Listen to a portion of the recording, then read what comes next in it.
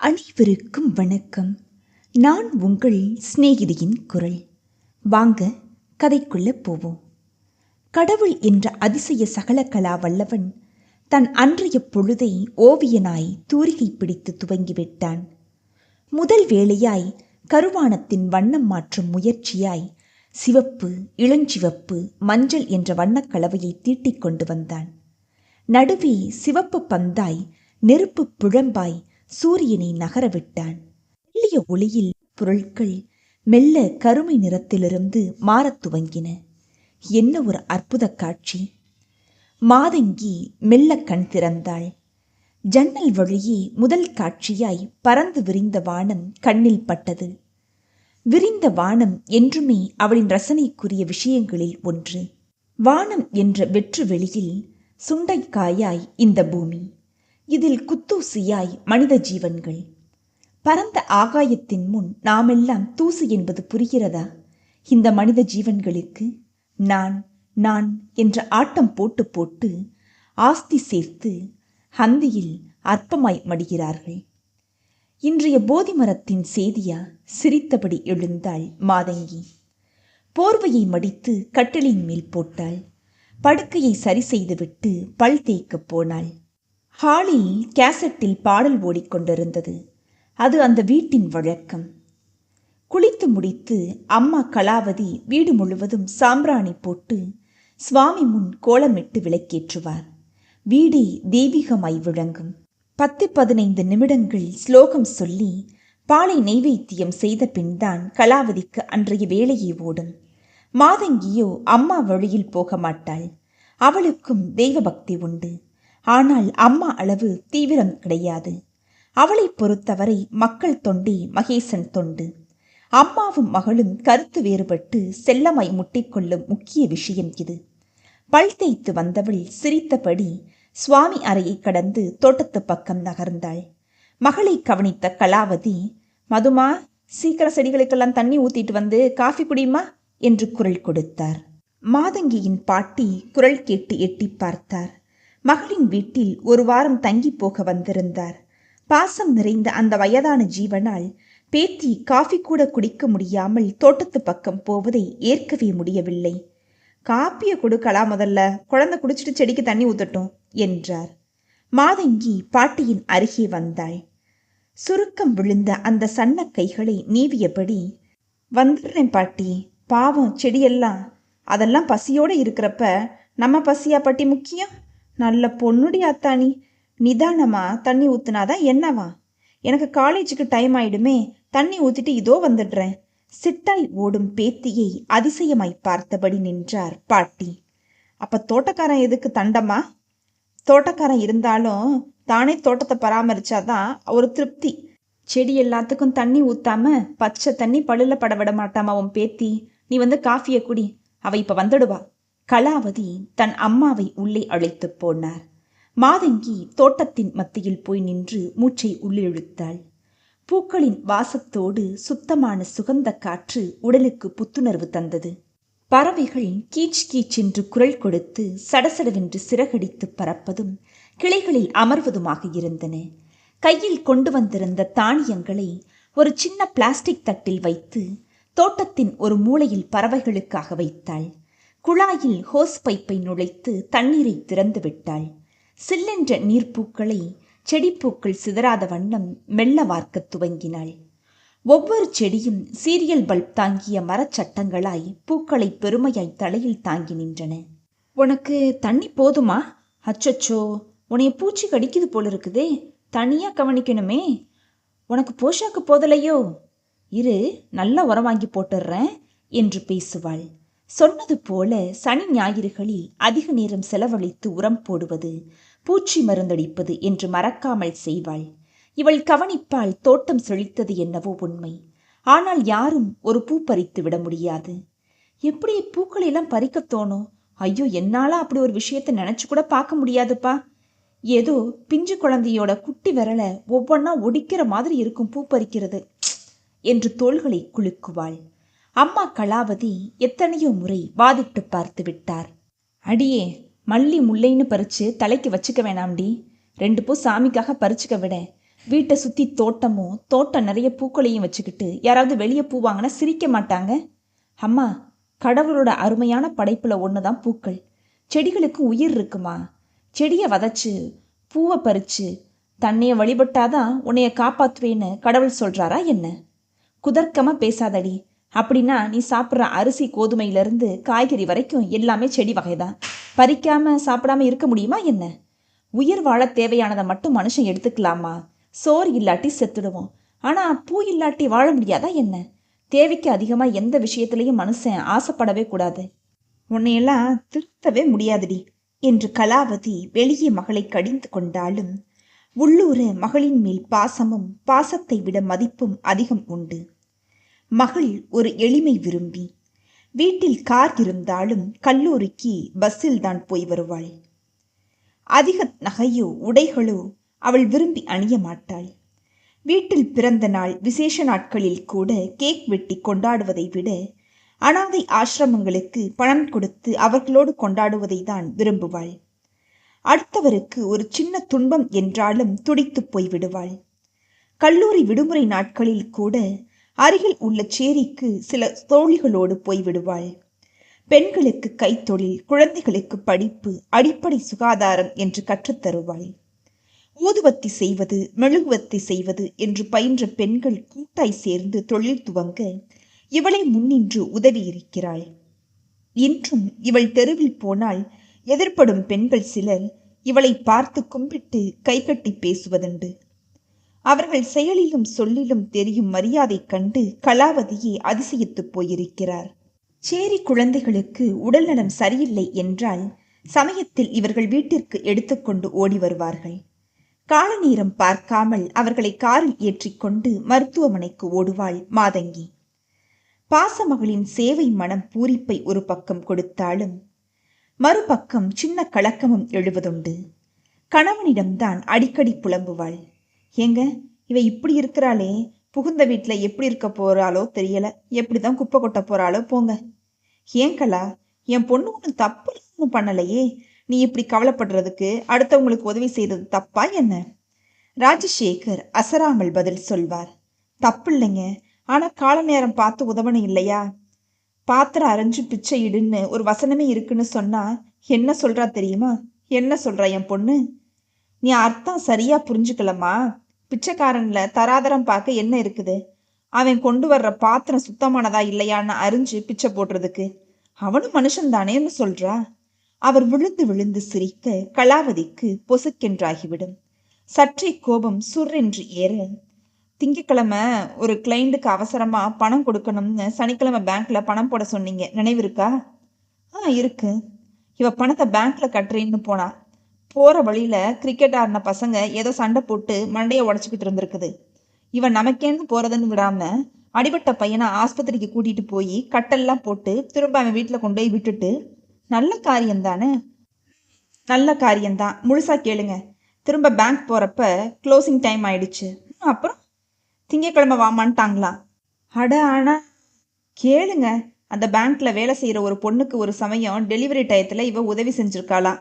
கடைசியில் அந்த பொண்ணு இவ தவிப்பை பார்த்துட்டு, அட உனக்கு உதவாட்டி எப்படின்னு கேட்டு பணத்தை போட உதவி இருக்கா. போதுமா? எப்படியோ அவ உதவி செஞ்சதா அவளுக்கே பின்னால உதவி இருக்குதே, அது சரிதாங்க. ஆனா ஏதோ நல்ல வேலை, ஒரு சமயத்துல இப்படி உதவி கிடைச்சிருக்குது. அப்படி உதவி கிடைக்காது போனா அப்ப திண்டாட்டம் தானே. புருஷ மாமியார்னு வர்றப்ப இதெல்லாம் சரியா ஏத்துப்பாங்களா? இங்க பாரு கலாமா, நீ தேவையே இல்லாம கவலைப்படுறியோன்னு எனக்கு தோணுது. கல்யாணம்னு வந்தா பொறுப்பு தன்னால வந்துடும் தெரியுமா? இப்ப அவ வயசு, நம்ம வீட்டுல இருக்கிற செல்லம் எல்லாம் அவளை சுதந்திரமா நடமாட விடுது. கல்லூரி நாட்கள்ல பெரும்பாலான இளைஞர்களுக்கு உலகத்தையே புரட்டி போட்டு புரட்சி பண்ணிடலாம்னு ஒரு உத்வேகம் இருக்கும். வெளி உலகத்துக்கு வந்து அடிபட்டாதான் கஷ்டம் புரியும். கொஞ்சம் கொஞ்சமா சுயநலம் பிடிக்கும். தன்னோட குடும்பம்னு வட்டம் குறுகும். நானே என் கல்லூரி நாட்கள்ல கம்யூனிசம் பேசினவன் தான். இன்னைக்கு பாரு, என் பிள்ளைகளுக்காக பணம் சேர்க்கணும்னு சேர்க்கிறேன். காரு, பங்களா, வேலையாள்னு சொகுசா வாழ்றேன். யாரோடவும் எதுவும் பகிர்ந்துக்கிறது இல்ல. என் மகளாவது 4 பேருக்கு உதவுறாளேன்னு சந்தோஷமா இருக்கு. அவ குணத்தை மாத்திடாத நீ முதல்ல. மகன் முரளியும் அப்பா போலவே தங்கையை விட்டு கொடுக்காமல் பேச கலாவதி வாயடைத்து போவார். குடும்பத்தை விட பொதுநல சேவை முக்கியம் என்று ஓடும் மருமகளை எத்தனை வீடுகளில் ஜீரணிப்பார்கள்? இது புரியாமல் அப்பாவும் மகனும் இப்படி பேசுகிறார்களே என்ற ஆதங்கம் நீர் பூத்த நெருப்பாக மனதில் ஆழமாய் எப்போதும் எரிந்து கொண்டே இருக்கும். இப்போதும் சமையல் அறையில் அம்மாவிடம் அதைத்தான் பகிர்ந்து கொண்டிருந்தார் கலாவதி. இவ சமூக சேவை செய்யட்டும், வேண்டான்னு சொல்லலாமா, ஆனா குடும்பம் முக்கியம்னு இவளுக்கு தெரியணுமே, அதுதான் என்னோட கவலையே. இப்ப பாரு, ஒரு சின்ன விஷயம்தான், நாள் கிழமைன்னு சுவாமிக்கு படையல் செய்யணும்னு சொன்னா சிரிக்கிறாமா. சாமி பேரை சொல்லிக்கிட்டு நாம தான் வகை வகையா சாப்பிட்றோம், அதுக்கு பதிலாக அண்டா நிறையா சாம்பார் சாதத்தை பிசைஞ்சு எடுத்துட்டு போய் கோவில் வாசல்ல இருக்கிற ஏழை பிச்சைக்காரங்களுக்கெல்லாம் விநியோகிக்கலாம்னு சொல்றான். இப்படி அவ மாமியார் வீட்டில் போய் பேசுனா இவன் நல்ல மனசை புரிஞ்சுப்பாங்களா? எனக்கு சரியா வளர்க்க தெரியலேன்னு தானவா சொல்லுவாங்க. பாட்டி மௌனமாய் சிரித்து கொண்டார். ஒருவாய் காஃபியை வாயில் ஊற்றிக்கொண்டு மகளை நிமிர்ந்து பார்த்தார். கவலைப்படாத கலா, நான் நம்ம மதுக்கிட்ட பேசுறேன் இதை பத்தி. கலாவதிக்கு கொஞ்சம் நிம்மதியாய் இருந்தது. காஃபி குடித்து தோட்டத்து பக்கம் வந்து பாட்டி இயற்கையை ரசித்து ஒன்றித்திருக்கும் பேத்தியை பார்த்து பரவசப்பட்டு போனார். இந்த நல்ல பொண்ணை புரிஞ்சுக்கிறதுக்கு ஒரு நல்ல ஜீவன் கணவனா வந்தா எவ்வளவு நல்லா இருக்கும் என்று ஏங்கிக் கொண்டிருந்தார். மதுமா, பாட்டி காலேஜுக்கு நேரமாகலையா? இதோ பாட்டி கிளம்பிடுவேன். சாயந்தரம் காலேஜ்ல இருந்து வந்த உடனேயே பக்கத்துல பிள்ளையார் கோவிலுக்கு என்னை கூட்டிட்டு போறியாடா செல்லம்? ஓ, தாராளமா பாட்டி. குழாயை மூடி ஹோஸ் பைப்பை சுருட்டி மாட்டிவிட்டு காலை கழுவிக்கொண்டாள். பாட்டியின் அருகே வந்து தோளோடு அணைத்தபடி உள்ள போலாமா என்று பாட்டியை அழைத்துச் சென்றாள் மாதங்கி. பாட்டியும் பேத்தியுமாய் கோவில் பிரகாரத்தில் வந்து அமர்ந்தார்கள். அர்ச்சனை தட்டில் இருந்த 2 வாழைப்பழங்களை எடுத்து போய் கோவில் மாடுகளிடம் கொடுத்துவிட்டு வந்து மீண்டும் பாட்டியின் அருகே அமர்ந்து கொண்டாள். போலாமா பாட்டி? நடந்த களைப்பு கொஞ்சம் அசதியா இருக்குண்டா, சத்த நேரம் உட்கார்ந்துருந்துட்டு போவமே. Okay, no problem. பேத்தியை வாஞ்சையாய் தடவி கொடுத்தார். மாதங்கி பூவாய் சிரித்தாள். நீ என்னைக்கும் இப்படியே சிரிச்சுக்கிட்டே இருக்கணும்டாமா. பாட்டி மனம் நிறைய வாழ்த்தினார். உங்களோட ஆசீர்வாதத்துல நல்லாவே இருப்பேன் பாட்டி. அடுத்தவங்களுக்கு உதவுறவங்க எப்பவுமே நல்லா இருப்பாங்கம்மா. ஆனா ஒண்ணு மதுமா, என்ன பாட்டி, அடுத்தவங்களுக்காக பாடுபடுறேன் பேர் வழின்னு நீ உன் வாழ்க்கையை தொலைச்சிடக்கூடாது. அடுத்தவங்களுக்கு உதவி செஞ்சா நம்ம வாழ்க்கை எப்படி பாட்டி பாதிக்கும்? கல்யாணம் நடக்கிற வர சரிடாமா. உன் அப்பா அம்மா உன்னைய புரிஞ்சு வச்சிருக்கிறாங்க. ஆனா கல்யாணம் ஆயிட்டா நீ உன்னைய கொஞ்சம் மாத்திக்கிடணும்ல. சற்றே மௌனமானாள் மாதங்கி. பின்பு இதமான குரலில் பாட்டியிடம், கல்யாணம் ஆயிட்டா ஒரு பொண்ணு தன்னோட இயல்பை மாத்திக்கணும்னு சொல்லும் நம்ம சமுதாயத்தை என்னால் புரிஞ்சிக்கவே முடியல பாட்டி. எனக்கு அப்படிப்பட்ட கல்யாணம் அவசியமாகவும் தோணல என்றாள். பாட்டி பதறிப்போனார். அப்படிலாம் சொல்லக்கூடாது மதுமா. பாதையில முள்ளு இருந்தா முள்ளை எடுத்து ஓரமா போட்டுட்டு பயணத்தை தொடரணும். சின்ன முள்ளுக்கு பயந்துகிட்டு போய் பயணத்தையே ரத்து பண்ணுனா அது முட்டாள்தனம் இல்லையா? சரிதான் பாட்டி. ஆனா தாண்ட முடியாத ஒரு பள்ளம் பாதையில குறுக்கிட்டா மாற்றுப்பாதை தானே தேடுவோம். அழகா பேசுற, தெளிவா சிந்திக்கிற. உன் பாதையில முள்ளோ பள்ளமோ குறுக்கிடவே வேண்டாமா ராஜாத்தி. அது நல்ல பூக்கள் நிறைஞ்ச பாதையாவே இருக்கட்டும். அப்படி அமைஞ்சா நல்லதுதான். ஆனா அப்படி இல்லாம முள்ளா அமைஞ்சாலும் அதை மலரா மாத்துங்கிற திறமை நமக்கு வேணும்ல. அந்த திறமை உன்கிட்ட இருக்கு மதுமா. ஆனா சமூக சேவைன்னு நல்ல வாழ்க்கையை நரகமா நீ மாத்திக்க கூடாதுன்னு தான் நாங்க கவலைப்படுறோம். ஒரு பொண்ணு சமூகத்துக்கு நல்லது நினைக்கிறப்ப இத்தனை பிரச்சனைகள் முளைக்குதே பாட்டி. என்ன சொல்றது சொல்லுங்க. நல்லது பண்ணும்போது பிரச்சனை வரத்தான் செய்யும் மதுமா. அன்னை தெரசாவெல்லாம் எவ்வளவு பிரச்சனைகளை சந்திச்சிருப்பாங்க சொல்லு. நானும் பேசாம அவங்கள மாதிரியே கல்யாணம் செஞ்சுக்காம இருந்துடுறேனே. அது நம்ம சமூகத்துல சரி வராது மது. அதுக்கு பதிலாக ஒன்று செய்யலாம். என்ன பாட்டி? உன்னை நல்லா புரிஞ்சுக்கிற ஒரு பையனா பார்த்து உன்னைய மனம் முடிக்கலாம். இன்னும் ஒரு படி மேலே போய் உன்ன மாதிரியே சமூக சேவையில ஈடுபாடு உள்ளவனா பார்த்து கல்யாணம் செய்யலாம். ஆனா ஒன்று, கல்யாணம் மட்டும் வேண்டான்னு சொல்லிடாத. அது உங்க அம்மா அப்பாவை ரொம்ப பாதிக்கும். மாதங்கி தீவிரமாய் யோசித்தாள். கவலைப்படாத, கடவுள் உனக்கு மனம் போல மாங்கல்யத்தை அமைச்சு கொடுப்பான். பாட்டி சொல்லி முடிக்கும் போது கோவில் மணி அடித்தது. பாட்டி சந்தோஷமாய் எழுந்தார். கடவுளே ஆமோதிக்கிறார் பாரு என்றபடி. கோவிலில் இருந்து 2 தெரு தள்ளி இருந்தது மாதங்கியின் வீடு. என் சர்க்கரை வியாதிக்கு நடந்தா நல்லதுன்னு டாக்டர் சொல்லியிருக்காரு, இப்படி நடந்தே போயிடலாமே என்று பாட்டி பேத்தியின் கைப்பிடித்து நடக்க துவங்கினார். அவர்கள் மெயின் ரோடு வரும்போதுதான் அது நடந்தது. கால் ஊனமான பெண் ஒருத்தி ரோட்டை கடக்கும் முயற்சியில் ஓரமாய் நிற்க வேகமாய் வந்த ஸ்கூட்டி ஒன்று அவளை உராய்ந்து சென்றது. அது உராய்ந்த வேகத்தில் தடுமாறி விழப்போனாள் அந்த பெண். மாதங்கி ஓடிப்போய் தாங்கி பிடித்தாள். ஸ்கூட்டி போன திசையை பார்த்து ஆங்கிலத்தில் திட்டினாள். அதற்குள் ஊனமான பெண் தன்னை சமாளித்துக் கொண்டாள். Are you alright? மாதங்கி அனுசரணையை கேட்டாள். No problem, by the way thanks என்றாள் அந்த பெண். ஒன்னும் அடிக்கடி படலையே என்றபடி பாட்டி அருகே வந்தாள். இல்ல பாட்டி, அதுக்குள்ள இவங்க என்னைய தாங்கி பிடிச்சிட்டாங்க என்றாள் மாதங்கியை பார்த்தபடி. பார்த்து போமா, துணைக்கு யாரும் கூட வரலையா? கால் கொஞ்சம் ஊனம், அவ்வளவுதானே. எதுக்கு வீட்டு துணையெல்லாம்? முடிஞ்ச வர பிறருக்கு உதவணும், முடியாட்டி உபத்திரம் செய்யாமலையாவது இருக்கணும்னு எங்க அண்ணன் அடிக்கடி சொல்லுவாரு. என் பேத்தி கேசு போல இருக்கு ஓ அண்ணன். என்ன பாட்டி, என் பேத்திக்கு சமூக சேவையில ஈடுபாடு அதிகம் உண்டுமா? மாதங்கியை அதிசயமாய் பார்த்தபடி அந்த பெண், எங்க அண்ணனும் அப்படித்தான். உங்களுக்கு சமூக சேவையில ஈடுபாடு உண்டுன்னா எங்க அண்ணனுக்கு கூட தெரிஞ்சிருக்கலாம். உங்களுக்கு பேரு சதீஷ்னு, மெடிக்கல் ரெப்பா வேலை செய்கிறாரு. ஓ, பேரு கேள்விப்பட்டிருக்கேன், ஆனா பார்த்ததில்ல நேரில். எங்க காலேஜ் என்சிசி மாஸ்டர் உங்க அண்ணனை பத்தி அடிக்கடி சொல்லுவாரு. சமீபத்துல புயல்ல பாதிக்கப்பட்ட குடிசை வாழ் மக்களுக்கு பழைய துணிமணி சாமான்லாம் கொடுக்க போயிருந்தோம். அப்ப புயல் நேரத்துல தன்னோட உயிரையும் பொருட்படுத்தாம சதீஷ்ங்கிறவர் ரொம்ப உதவி செஞ்சாருன்னு பேசிக்கிட்டாங்க. அது உங்க அண்ணன் தானா?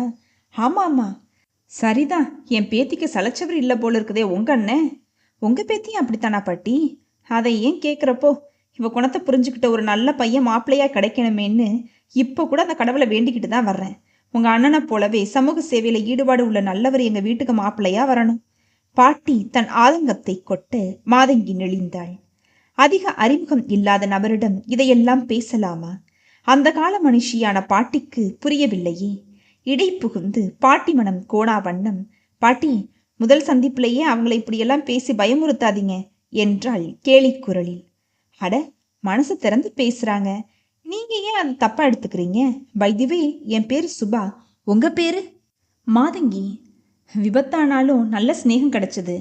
மயிலாப்பூர்ல மேலமாட வீதியில தான் வீடு. நேரம் கிடைச்சா கண்டிப்பா வீட்டுக்கு வாங்க, நம்பர் சொன்னாள். கண்டிப்பா, பத்திரமா பார்த்துப்போங்க. அவள் கண்களை விட்டு மறையும் வரை பார்த்திருந்து விட்டு பாட்டியும் பேத்தியும் வீடு வந்து சேர்ந்தார்கள். இரவு. அசைன்மெண்ட்டை முடித்துவிட்டு படுக்கையில் விழுந்தாள் மாதங்கி. ஜன்னல் வழியே நிலா ஹலோ சொன்னது. வெள்ளியை உருக்கியது போன்ற நிலவொளியின் பின்னணியில் கரிய பிசிர்களாய் தென்னங்கீற்று சில்லவுட் எஃபெக்டில் அற்புதமாய் தெரிந்தது. மாதங்கி வெளியே பார்த்தபடி அன்றைய நிகழ்ச்சிகளை அசை போட்டாள்.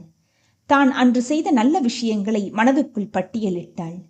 நல்ல தினமாய் அமைத்து கொடுத்ததற்கு கடவுளுக்கு நன்றி சொன்னாள். ஆமோதிப்பது போல கீற்று காற்றில் அசைந்தது. தேங்க்ஸ் என்று அதனிடம் நன்றி கூறிவிட்டு கண்களை மூடிக்கொண்டாள். கண்களை மூடிக்கொண்டாலும் உடனே உறக்கம் வர மறுத்தது. திருமணம் என்பது ஒரு பெண்ணின் வாழ்வில் அத்தனை முக்கியமானதா? அப்படியென்றால் தன்னை புரிந்து கொண்டவராய் கணவன் அமைவாரா? சதீஷை போல ஒருத்தர் கணவனா கிடைப்பாரா? சதீஷை பற்றி அன்று சேரி மக்கள் புகழ்ந்து பேசியதும் நினைவில் வந்தது. தூக்கம் கண்களை சுழற்றியது. தூக்க கலக்கத்தில் சதீஷ் என்ற பெயர் அடிமனதில் பதிந்து போனது. டீக்கடையை தாண்டி வலதுபுறம் திரும்பி ஆரோக்கியா மருத்துவமனை முன் தன் பைக்கை நிறுத்தினான் சதீஷ். வண்டி ஸ்டாண்டை போட்டு சாவியை உருவிக்கொண்டவன் குனிந்து வண்டியின் கண்ணாடியில் பார்த்து தலையை வாரிக்கொண்டான். தன் மெடிக்கல் கிட்டை தூக்கி கொண்டு மறுக்கையில் சாவியை சுழற்றியபடி மருத்துவமனைக்குள் நுழைந்தான். டீக்காய் கட்டிய டை, சுருக்கம் இல்லாத இன் செய்யப்பட்ட ஷர்ட், ஷாம்பு குளியலில் அலையாய் புரளும் முடி, ஸ்டைலாய் உதட்டின் மேல் அமர்ந்த மீசை என்று பார்க்க கம்பீரமாய் இருந்தான் சதீஷ். எதிர்பட்ட நர்ஸ் அறிமுக சிரிப்பை வழங்கினாள். டாக்டர் ஸ்ரீதர் உள்ள இருக்காரா? இப்பதான் ரவுண்ட்ஸ் முடிச்சுட்டு வந்தாரு. அவளிடம் நன்றியை உதிர்த்துவிட்டு டாக்டரின் அறைக்கதவில் நாசுக்காய் தட்டி உள்ளே சென்றான். நிமிர்ந்து இவனை பார்த்து சிரித்த ஸ்ரீதர் படித்து கொண்டிருந்த மெடிக்கல் புத்தகத்தை கீழே வைத்தான். வாங்க, மெடிக்கல் ரெப்ரசன்டேட்டிவ்களெல்லாம் காலை 11 மணி வாக்கில் நான் சந்திக்கிறது இல்லையே சார். உங்கள் நேரம் மதியம் 1 மணி ஆச்சே. சுவாதீனமாய் நாற்காலியை இழுத்து போட்டுக்கொண்டு உட்கார்ந்த சதீஷ் ஸ்ரீதரை முறைத்தான். பிறகு அழுத்தமான குரலில், ரெப்பா உனையை நான் பார்க்க வரலப்பா என்றான். பின்ன பேஷண்ட்டா வந்தீங்களோ? கேலியாய் போலியாய் மரியாதை காட்டி பேசினான் ஸ்ரீதர். உடம்புக்கு ஏதாவது வந்தா நான் நல்ல டாக்டரா பார்க்க போயிருவேன் டாக்டர் ஸ்ரீதர். ஏய், பத்து இல்லை, என்னையே காலை வர்றியே. பின்ன நண்பனை உன்னை பார்க்க வந்த ஏதேதோ பேசுறியே, சொல்லு என்ன விஷயம்? நேற்று ஈவினிங் வீட்டுக்கு கூட வந்தியாமே, அம்மா சொன்னாங்க. ஆமாம்மா, ஹோட்டல் சோழாவில் எய்ட்ஸ் பற்றி நடந்த ஒரு செமினாருக்கு போயிருந்தேன். அம்மா சொன்னாங்க, இப்படியே செமினார், நோயாளிகள், மருத்துவ பத்திரிகைகளுக்குன்னு ஆராய்ச்சி கட்டுரைகள்னு எழுதிக்கிட்டே இருந்தா உன்னோட லைஃப் நீ பார்க்க வேணாமா?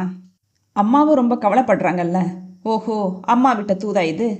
அவங்க கவலையிலையும் நியாயம் இருக்கு இல்லையா? இன்னும் எத்தனை நாள் தான் கல்யாணத்தை தள்ளி போட போற? சீக்கிரமா ஒரு கல்யாணத்தை பண்ணிக்க வேண்டியது தானே? உனக்கு என்ன குறை? நல்ல படிப்பு, கை நிறைய சம்பளம், சொந்த டிஸ்பென்சரி, பொண்ணு கொடுக்க போட்டி போட மாட்டாங்களா? பெருமூச்சு விட்டான் ஸ்ரீதர். இல்லடா, உனக்கு தான் என்னை பற்றி தெரியுமே. என் மனசுல ஒரு கற்பனையான ஒரு பொண்ணு இருக்கா. அதே மாதிரி பொண்ணை நேரில் பார்க்குறப்ப உடனே கல்யாணம் தான். அது சரி, இதெல்லாம் சினிமாவில் தாண்டா நடக்கும். இல்லடா, எனக்குள்ள ஒரு எதிர்பார்ப்பு. அது அதை எப்படி நான் உனக்கு சொல்கிறது? இங்கே பாரு, 2 வருஷமாக இந்த புலம்பலை கேட்குறேன். உன் மனசில் உள்ள பொண்ணை எப்போ நீ பார்க்கறது? எப்போ நீ கல்யாணம் பண்ணிக்கிறது? அம்மாவுக்கும் வயசாகுது இல்லையா? இனிமேலாவது அம்மா பேச்சை கேளு. 4 இடத்துல போய் பொண்ணு பாரு. அதில் ஒருத்தி உன் மனசில் இருக்கிற பொண்ணோட ஒத்து போகலாம் இல்லையா? இல்லடா, ஃபோட்டோலையே எனக்கு பிடிக்காம போயிடுது. நேரில் போய் பொண்ணு பிடிக்காம போய் ஏன் பொண்ணுங்களோட வயிற்றுச்சலை கொட்டிக்கணும்? அது சரி, நீ எப்போ கல்யாண சாப்பாடு போட போற? அதுதான் எனக்கும் தெரிலப்போ. மேஜை மேல் இருந்த டேபிள் வெயிட்டை சுழற்றி கொண்டிருந்த சதீஷ் அதை அப்படியே நிறுத்தினான். உனக்கு கேட்ட மாதிரி நீ என்னையை கேட்குறியாக்கும்? உனக்கு தான் தெரியுமேடா, என் தங்கச்சி கல்யாணம் முடிஞ்ச பின்னாடி தான் என்னோட கல்யாணம். அட, நம்ம சுபா குட்டிக்கு கல்யாணம் பேசுகிற வயசாயிருச்சா? சபாஷ் சபாஷ். பார்வையை திருப்பிக் கொண்டான் சதீஷ். சின்ன விரக்தி இழையோடும் குரலில் சொன்னான். நல்ல நிலையில் உள்ள பொண்ணுங்களுக்கே கல்யாணம் நடக்கிறது கஷ்டம். இவ கால் ஊன வேற. ஹே கமாண்டா, நம்ம சுபாவுக்கு நல்ல இடத்துல கல்யாணம் நடக்கும், கவலைப்படாத. அம்மா கூட பொண்ணு எடுத்து பொண்ணு கொடுக்குற இடமா பார்க்குறாங்கடா. அவங்க வீட்டு பொண்ணை நம்ம எதுவும் வாங்காமல் கல்யாணம் செஞ்சுக்கிட்டா நம்ம பொண்ணுக்கு வரதட்சணை கொடுத்து செஞ்சுடலாம். அஃப்கோர்ஸ், வரதட்சணை கொடுக்கறது வாங்குறது ரெண்டுமே எனக்கு உடன்பாடு இல்லாத விஷயம்தான். என்ன செய்யறது? என் தங்கச்சிக்கு ஒரு நல்ல வாழ்வு கிடைக்கணுமே. நண்பனின் சோகம் ஸ்ரீதரையும் வாட்ட சற்றே மௌனம் நிலவியது அங்கே. சதீஷி மீண்டும் தொடர்ந்தான். பணம் காசை கொட்டி கல்யாணம் செஞ்சாலும் வர்றவன் அவளை நல்லா வச்சுக்கணுமேன்னு கவலையா இருக்குடா. கால் ஊனமான பொண்ணை துன்புறுத்தி மன ஊனமா ஆக்கிடக்கூடாதே. சச்ச, அப்படிலாம் எதுவும் ஆகாது. அதுவும் பொண்ணெடுத்து பொண்ணு கொடுக்குறத அம்மா எடுத்த முடிவு நல்ல ஐடியா தான். அவங்க வீட்டு பொண்ணு நம்ம வீட்டில் வந்து வாழ்கிறப்ப நம்ம வீட்டு பொண்ணை அவங்க சித்திரவதை செய்ய துணிவாங்களா என்ன? அதுவும் சரிதான். எல்லாம் நல்லபடியாக முடிஞ்சு அவன் நல்லா வாழ்ந்தா சரிதான்டா. ஆனால் அதுக்காக உன்னோட வாழ்க்கையை முழுசாக பணையம் வச்சுட்டாதடா. உனக்கு பொண்ணை பிடிக்கணும். ஒரு நிர்பந்தத்தின் பேரில் பொண்ணை கல்யாணம் செஞ்சுக்க முடியுமா? உனக்கு வர்றவளை பற்றி உனக்கு ஒரு கற்பனை, எதிர்பார்ப்பு எதுவுமே கிடையாதா? கண்களை இடுக்கி ஸ்ரீதரை பார்த்த சதீஷ் சிரித்து கொண்டான். பிச்சைக்காரங்களுக்கு தேர்ந்தெடுக்கிற உரிமை கிடையாது ஸ்ரீதர். எனக்கு எந்த எதிர்பார்ப்பும் கிடையாது. எப்படிப்பட்ட பொண்ணு மனைவியாக வந்தாலும் அவளை சந்தோஷமாக வாழ வைப்பேன். எனக்கு தேவை என்னோட குடும்ப அமைதி, அவ்வளவுதான். தோளை குலுக்கி கொண்டான் ஸ்ரீதர் பெருமூச்சோடு. சரி, விடு விடு. நீ உன் கல்யாணம் பற்றி சீக்கிரமாக ஒரு முடிவுக்கு வா ஸ்ரீதர். சரி சரி, பார்க்கலாம். நான் சில நண்பர்களோட சேர்ந்து ஒரு நற்பணி மன்றம் நடத்துகிறேன், தெரியும் இல்லையா? ஆமாம், சொல்லியிருக்கிற. நாளை மறுநாள் பெண்கள் கல்லூரி ஒன்றில் இரத்த தான முகாம் நடத்தலாம்னு இருக்கிறேன். டாக்டர் சாலமன் தலைமையில் தான் உன்னைய கலந்துக்க முடியுமான்னு கேட்க வந்தேன். இல்லைடா, நாளைக்கு மறுநாள் எனக்கு ஒரு மேஜர் ஆப்ரேஷன் இருக்கு. சரி சரி, அதை நீ கவனி. ஆல் தி பெஸ்ட், நான் கிளம்புறேன். அவன் விடை பெற்று வண்டியை கிளப்பி மீண்டும் டீக்கடைக்கு கடக்கும் போது காதல் பாடல் ஒன்றை முணுமுணுத்து கொண்டிருந்தது ரேடியோ. இந்த வரிகளின் பிரதிபலிப்பு அவன் வாழ்வில் நிகழப்போவதை அவன் அப்போது உணரவே இல்லை. அந்த நேரத்தில் பேஷண்ட்கள் யாரும் இல்லாததால் புதிய லேசர் சிகிச்சை பற்றிய மெடிக்கல் புத்தகத்தை பிரித்து கொண்டு உட்கார்ந்தான் ஸ்ரீதர். மனம் என்னவோ அதில் லயிக்கவே இல்லை. சதீஷோடு பேசியதை மனம் அசைப்போட ஆசைப்பட்டது. அவனுக்கு ஏனோ சிரிப்புதான் வந்தது. எல்லோரும் சொல்வது போல கற்பனை பெண்ணுக்காக தான் நிஜத்தில் ஏங்குவது பைத்தியக்காரத்தனமோ என்று கூட தோன்றியது. அம்மாவுக்கு 2 வாரங்களுக்கு முன்பு ஹார்ட் அட்டாக் லேசாய் வந்தது முதல் இவனை கல்யாணம் பண்ணி கொள்ள சொல்லி ரொம்பவே அரிக்க ஆரம்பித்து விட்டாள். ஏண்டா, எங்களுக்கு நீ ஒரே புள்ள, காலகாலத்தில் ஒரு கல்யாணம் பண்ணி ஒரு பேரனையோ பேத்தியோ பெத்து கொடுக்க கூடாது? ஸ்ரீதர் பிடி கொடுத்து பதில் சொல்ல மாட்டான். யாராவது விரும்புறியாடா? அதையாவது சொல்ல. இல்லம்மா, ஆனா என் மனசுல எனக்கு வரப்போறவளை பத்தி ஒரு எதிர்பார்ப்பு இருக்குது. சொல்லு, அவ எப்படிதான் இருக்கணும்? நேரங்காலம் பார்க்காம ஓடுற தொழில் என்னோட டாக்டர் தொழில். அதுக்கு மூஞ்சி சுருக்காத சேவை மனப்பான்மை உள்ளவளா இருக்கணும். சரி, டாக்டர் பொண்ணாவே பார்த்துடலாமா? டாக்டரா இருக்கணும்னு அவசியம் இல்லைம்மா. தினம் தினம் நோயோட போராடிக்கிட்டு வீடு திரும்பும்போது அவளோட முகம் மலர்ந்த சிரிப்பே எனக்கு மருந்தா இருக்கணும். அம்மா திலகம் குறும்பாய் சிரித்தபடி அப்புறம் என்றார். போமா, உனக்கு என்னைய பார்த்த சிரிப்பா இருக்குல்ல, எனக்கும் சொல்ல தெரியல. 28 வயது மகன் குழந்தையாய் சிரிங்கி போவதை கண்குளிர பார்த்து கொண்டிருப்பாள் திலகம். இத்தனை அன்பான அம்மாவை அனாவசியமாய் காக்க வைக்கிறோமே. டாக்டர், உள்ளே நுழைந்த நர்ஸின் குரல் அவனை கலைத்தது. எஸ், வெளியே ஒரு ஆக்சிடென்ட் கேஸ் டாக்டர். ஆக்சிடென்ட்டா? போலீஸ் கேஸ் ஆயிடும். ஜிஹெச் எடுத்துட்டு போக சொல்லுங்க. சொன்னா அந்த பொண்ணு கேட்க மாட்டேங்குது டாக்டர். நர்ஸ் சொல்லி கொண்டிருக்கும் போதே புயலாய் ஒரு இளம்பெண் உள்ளே நுழைந்தாள். அவளை பார்த்த வேகத்தில் எழுந்து நின்றான் ஸ்ரீதர். அவன் மனதில் உருவகப்படுத்தி இருந்த பெண் உயிரோடு நேரே எழுந்து வந்தது போல் வந்து நின்றாள். அவள் வந்த வேகத்தில் பொறிந்தாள். I am sorry to disturb you doctor, but உயிர் காக்க வேண்டிய நீங்களே ஒரு உயிர் தவிக்கிறப்ப முகம் திருப்பிக்கிறது சரியா? கோர்ட்டு கேஸுக்கு பயந்து ட்ரீட்மெண்ட் தர மறுக்கிறீங்களே. இந்த தாமதத்தினால அந்த உயிர் போயிடுச்சுன்னா உங்களால் மீட்டு தர முடியுமா? வந்து அட்டன் பண்ணுங்க டாக்டர் ப்ளீஸ். நர்ஸ் குறுக்கே புகுந்தாள். ஏமா, டாக்டர்கிட்ட எப்படி பேசணும்னு தெரியாது உனக்கு? ஸ்ரீதர் அவளை தடுத்து விட்டு பேஷண்ட் எங்க என்றான். இதோ காரிடரை நோக்கி நடந்தாள். அவளை தொடர்ந்தபடியே ஸ்ரீதர் கேட்டான், நீங்க பேஷண்ட்டுக்கு என்ன உறவு? அவள் இவனை பார்த்து திரும்பி, உறவா? யாருன்னே தெரியாது டாக்டர். காலேஜுக்கு வர்ற வழியில் அடிபட்டு கிடந்தாரு. பக்கத்தில் இந்த ஹாஸ்பிட்டல் தான் இருந்துச்சு. ஆட்டோவில் தூக்கி போட்டுட்டு வந்துட்டேன். அவன் அவளை ஆச்சரியமாய் பார்த்தான். அவசரமாக, அதுக்காக நீங்கள் கவலைப்பட வேணாம் டாக்டர். லீகல் ப்ராப்ளம் எது வந்தாலும் நான் ஃபேஸ் பண்ண தயாராக தான் இருக்கிறேன். ஸ்ரீதர் சிரித்து கொண்டான். பை தி வே, உங்கள் பேர் என்னன்னு தெரிஞ்சுக்கலாமா? மாதங்கி. மனதில் அந்த பெயரை பதித்து கொண்டான். டாக்டர்? ஓ மாதங்கி, ப்ளீஸ் உட்காருங்க. நீங்கள் அட்மிட் பண்ண பேஷண்ட் இப்போ பரவாயில்ல, அபாய கட்டத்தை எல்லாம் தாண்டிட்டாரு. உங்களுக்கு தான் ரொம்ப நன்றி சொல்லணும் டாக்டர். நான் என்ன பெருசாக செஞ்சுட்டேன்? நீங்கள் தான் யாரோ முகம் தெரியாத ஒருத்தருக்காக போராடி ட்ரீட்மெண்ட் கொடுக்க வச்சிங்க. ரத்தத்துக்காக எக்மோர் போய் ரத்தம் வாங்கி வந்தீங்க. பேஷண்ட்டோட வீட்டுக்கு இன்ஃபார்ம் செஞ்சீங்க. ஓ டாக்டர், ரொம்ப புகழாதீங்க. பேஷண்ட்டோட உறவுக்காரவங்க வந்துட்டாங்க. அப்போ நான் கிளம்பலாமா? போலீஸ் என்கொயரிக்கு பதில் சொல்லிட்டேன். எப்போ கூப்பிட்டாலும் போய் என்கொயரியை அட்டன் பண்ணுறதா சொல்லியிருக்கிறேன். என் அட்ரஸை உங்கள் ஸ்டாஃப் நர்ஸ் கிட்ட கொடுத்துருக்குறேன். ஏதாவது பிரச்சனைனா கூப்பிடுங்க. மறுபடியும் ரொம்ப தேங்க்ஸ் டாக்டர். You're welcome. அவள் விலகிய அடுத்த நிமிடம் ஸ்டாஃப் நர்ஸிடமிருந்து அவள் விலாசத்தை வாங்கி தன் டிஜிட்டல் டைரியில் மறக்காமல் என்டர் செய்து வைத்துக் கொண்டான் ஸ்ரீதர். வீடு முழுவதும் கமகமவென்று சாம்பிராணி புகைந்து கொண்டிருந்தது. நடுகால் ஊஞ்சலில் மாதங்கி உட்கார்ந்து புத்தகம் படித்துக் கொண்டிருந்தாள். அம்மா கலாவதி அகல் விளக்கை தோட்டத்து துளசி மாடத்தில் வைத்துவிட்டு வந்து ஹால் விளக்கை போட்டாள். மதுமா, இந்த காஃபியை கொஞ்சம் அண்ணன்கிட்ட கொடுத்துட்டு வாயேன். நானே வந்துட்டேம்மா என்றபடி முகத்தை துடைத்தபடி வந்து தங்கையின் அருகே ஊஞ்சலில் உட்கார்ந்து கொண்டான் முரளி.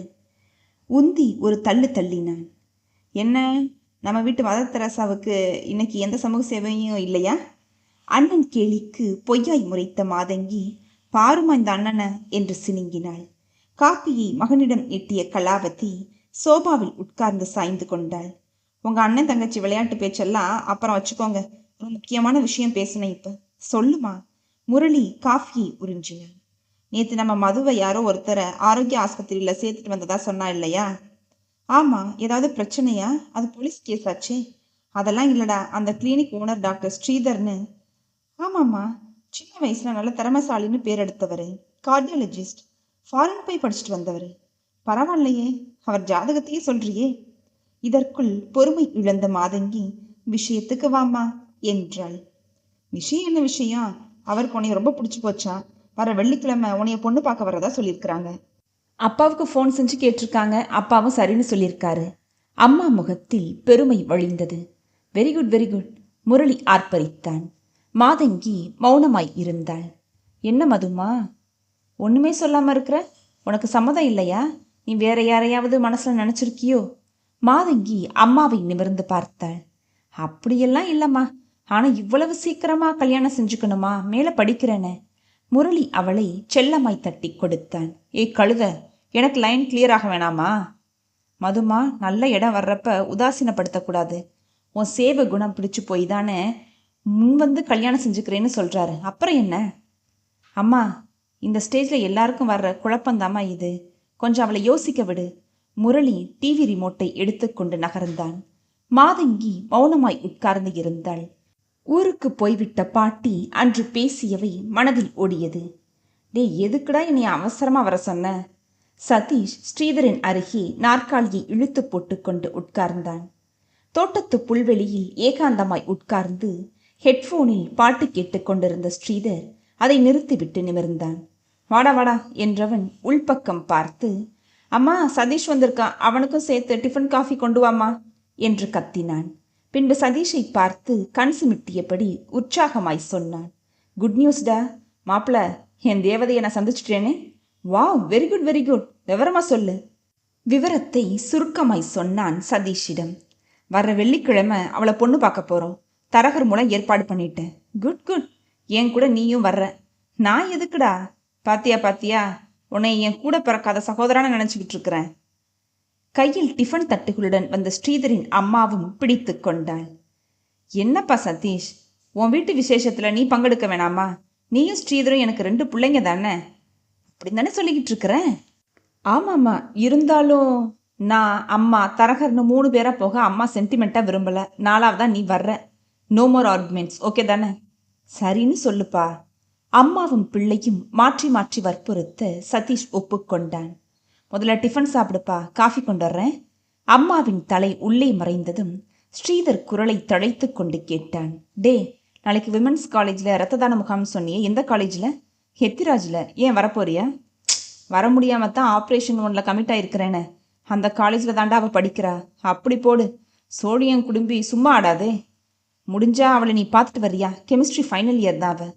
உன் ஆளை நான் பார்த்து என்னடா செய்ய போகிறேன்? அதுவும் வெள்ளிக்கிழமை உன்னோட வந்து பார்க்க போகிறேன்ல. ப்ளீஸ்டா, என்னையை பற்றி அவள் என்ன நினைக்கிறான்னு தெரிஞ்சுக்கிட்டு தான் வாயேன். இதெல்லாம் தேவையாடா எனக்கு? சரி, நீ என் ஃப்ரெண்டாக போயிட்ட, அதுக்காண்டி செஞ்சு தொலைக்கிறேன். சதீஷ் போலியாய் அழுத்து கொள்ள ஸ்ரீதர் பகபகவென்று சிரித்தான். காதல் நெஞ்சும் உல்லாசத்தில் மிதந்தது. நண்பனின் உற்சாகம் ஸ்ரீதருக்கு சந்தோஷமாய் இருந்தது. வயிறும் மனமும் நிறைய விடை பெற்றான். வண்ணப்பூக்களை தூவிவிட்டது போல பெண் பூக்கள் கல்லூரி முழுவதும் சிதறி இருந்தார்கள். கலகலவென்ற பேச்சும் சங்கீத சிரிப்பும் காற்றில் இன்னிசையாய் கலந்து வந்து காதில் மோதியது. பிரேயர் ஹாலில் சதீஷ் குழுவினர் கூடியிருந்தார்கள். அவர்கள் முன் ஆயிரக்கணக்கான பெண்கள். மைக் பிடித்து நின்றான் சதீஷ். தெளிவான ஆங்கிலத்தில் அழகாக பேசினான். அவன் பேசி முடித்தவுடன் கூட்டம் கலைந்தது. முகாமிற்கு விருப்பப்பட்ட பெண்கள் சாறை சாறையாக வந்து வகுப்பு வாரியாய் ரத்தம் கொடுத்தார்கள். கண்தானத்திற்கான விண்ணப்பங்களை பூர்த்தி செய்தார்கள். பம்பரமாய் சுழன்று கொண்டிருந்தான் சதீஷ்.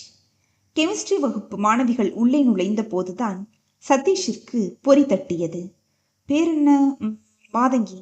இங்க வந்திருப்பாளா? மாணவிகள் பெயரை எழுதி வைக்கும் பதிவேற்றில் வேகமாய் பார்வையை ஓட்டினான். மாதங்கி 3rd இயர் கெமிஸ்ட்ரி என்று முதல் பெயராய் பதிந்திருந்தது.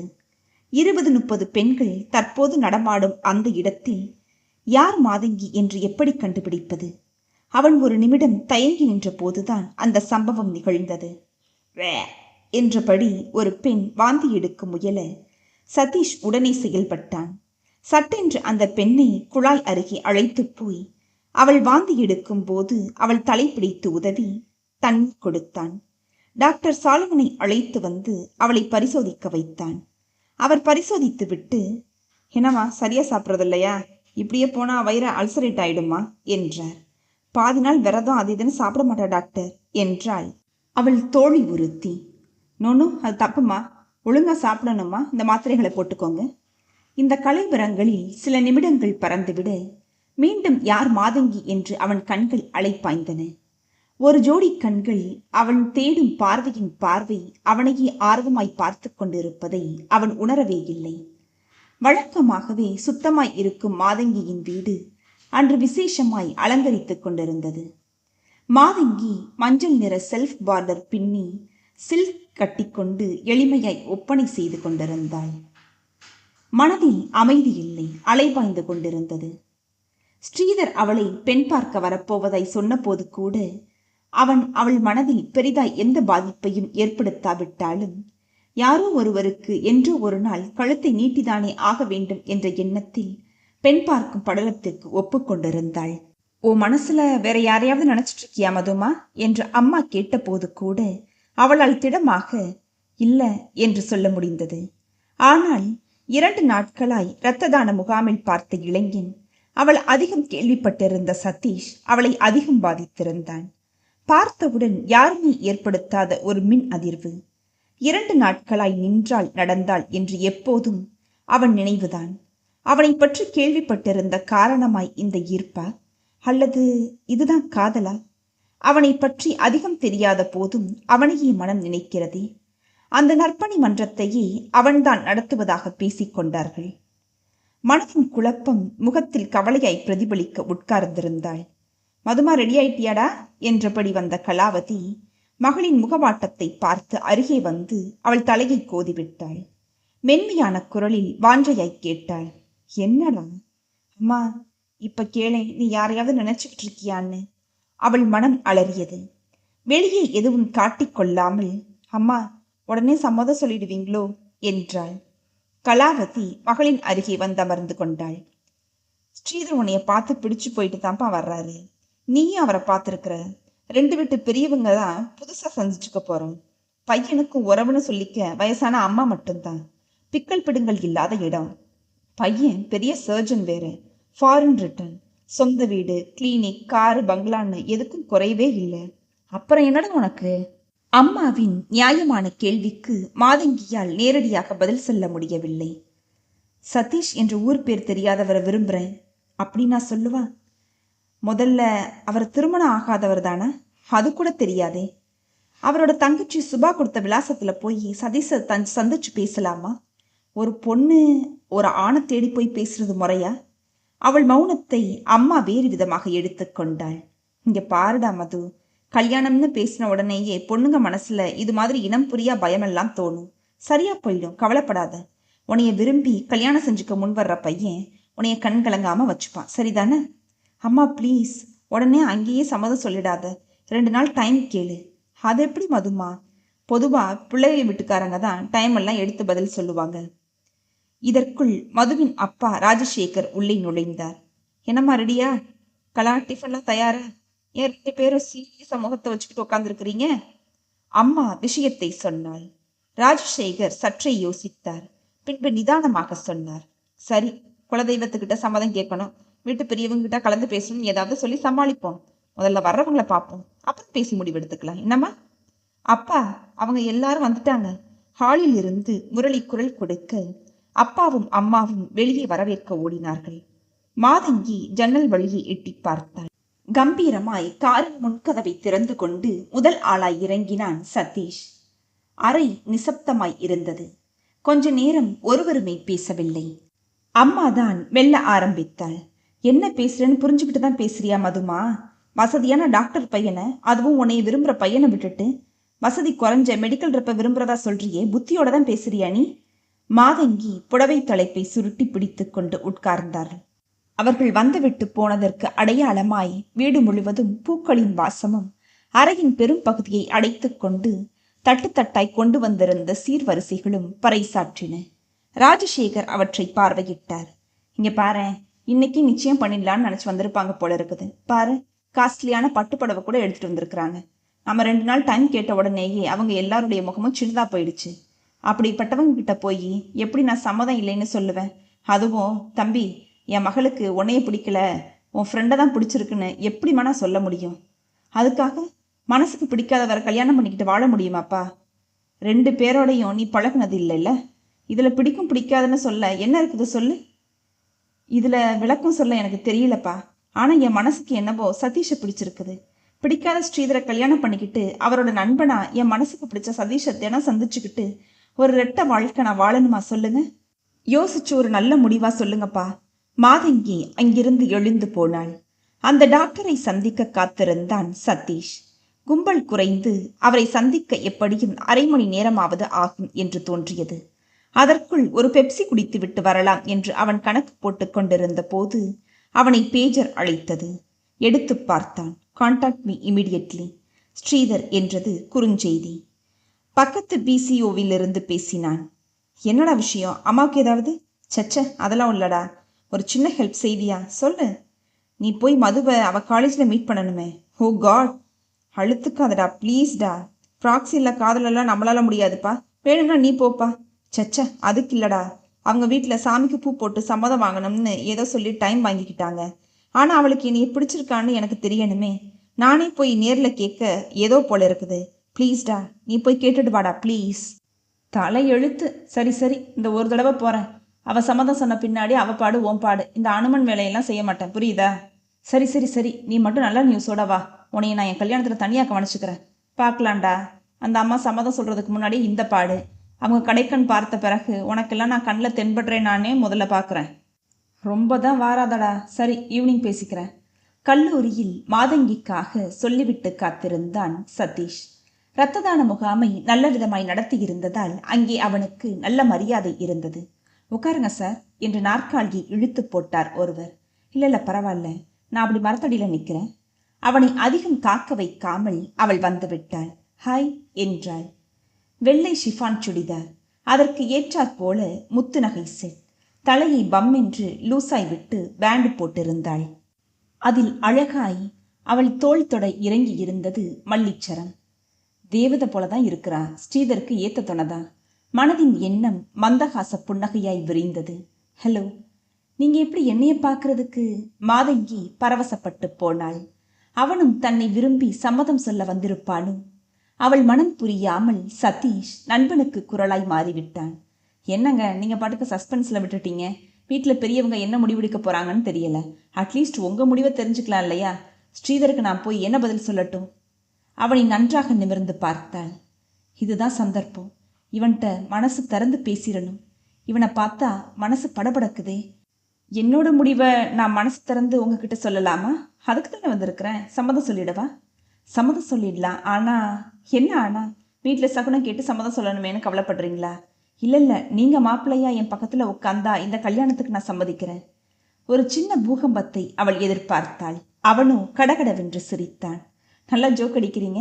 முறைப்படி என் நண்பனே நேராக வந்து உங்களை சந்திக்க கேட்டிருக்க வேண்டிய கேள்வி. நான் அவனுக்கு பதிலாக கேட்குறேன். அதை நாசுக்காக சொல்லி காட்டிட்டீங்க. என்ன, அவன் கொஞ்சம் சங்கோஜியாதான். அவள் அவசரமாய் இடி புகுந்தாள். இல்லை, நான் சீரியஸாக தான் சொல்கிறேன். என் மனசில் நீங்கள் தான் இருக்கிறீங்க. தரை பார்த்து சொன்னவள் மெல்ல நிமிர்ந்தாள். அவனுடைய மலர்ந்த முகம் கூம்பியது.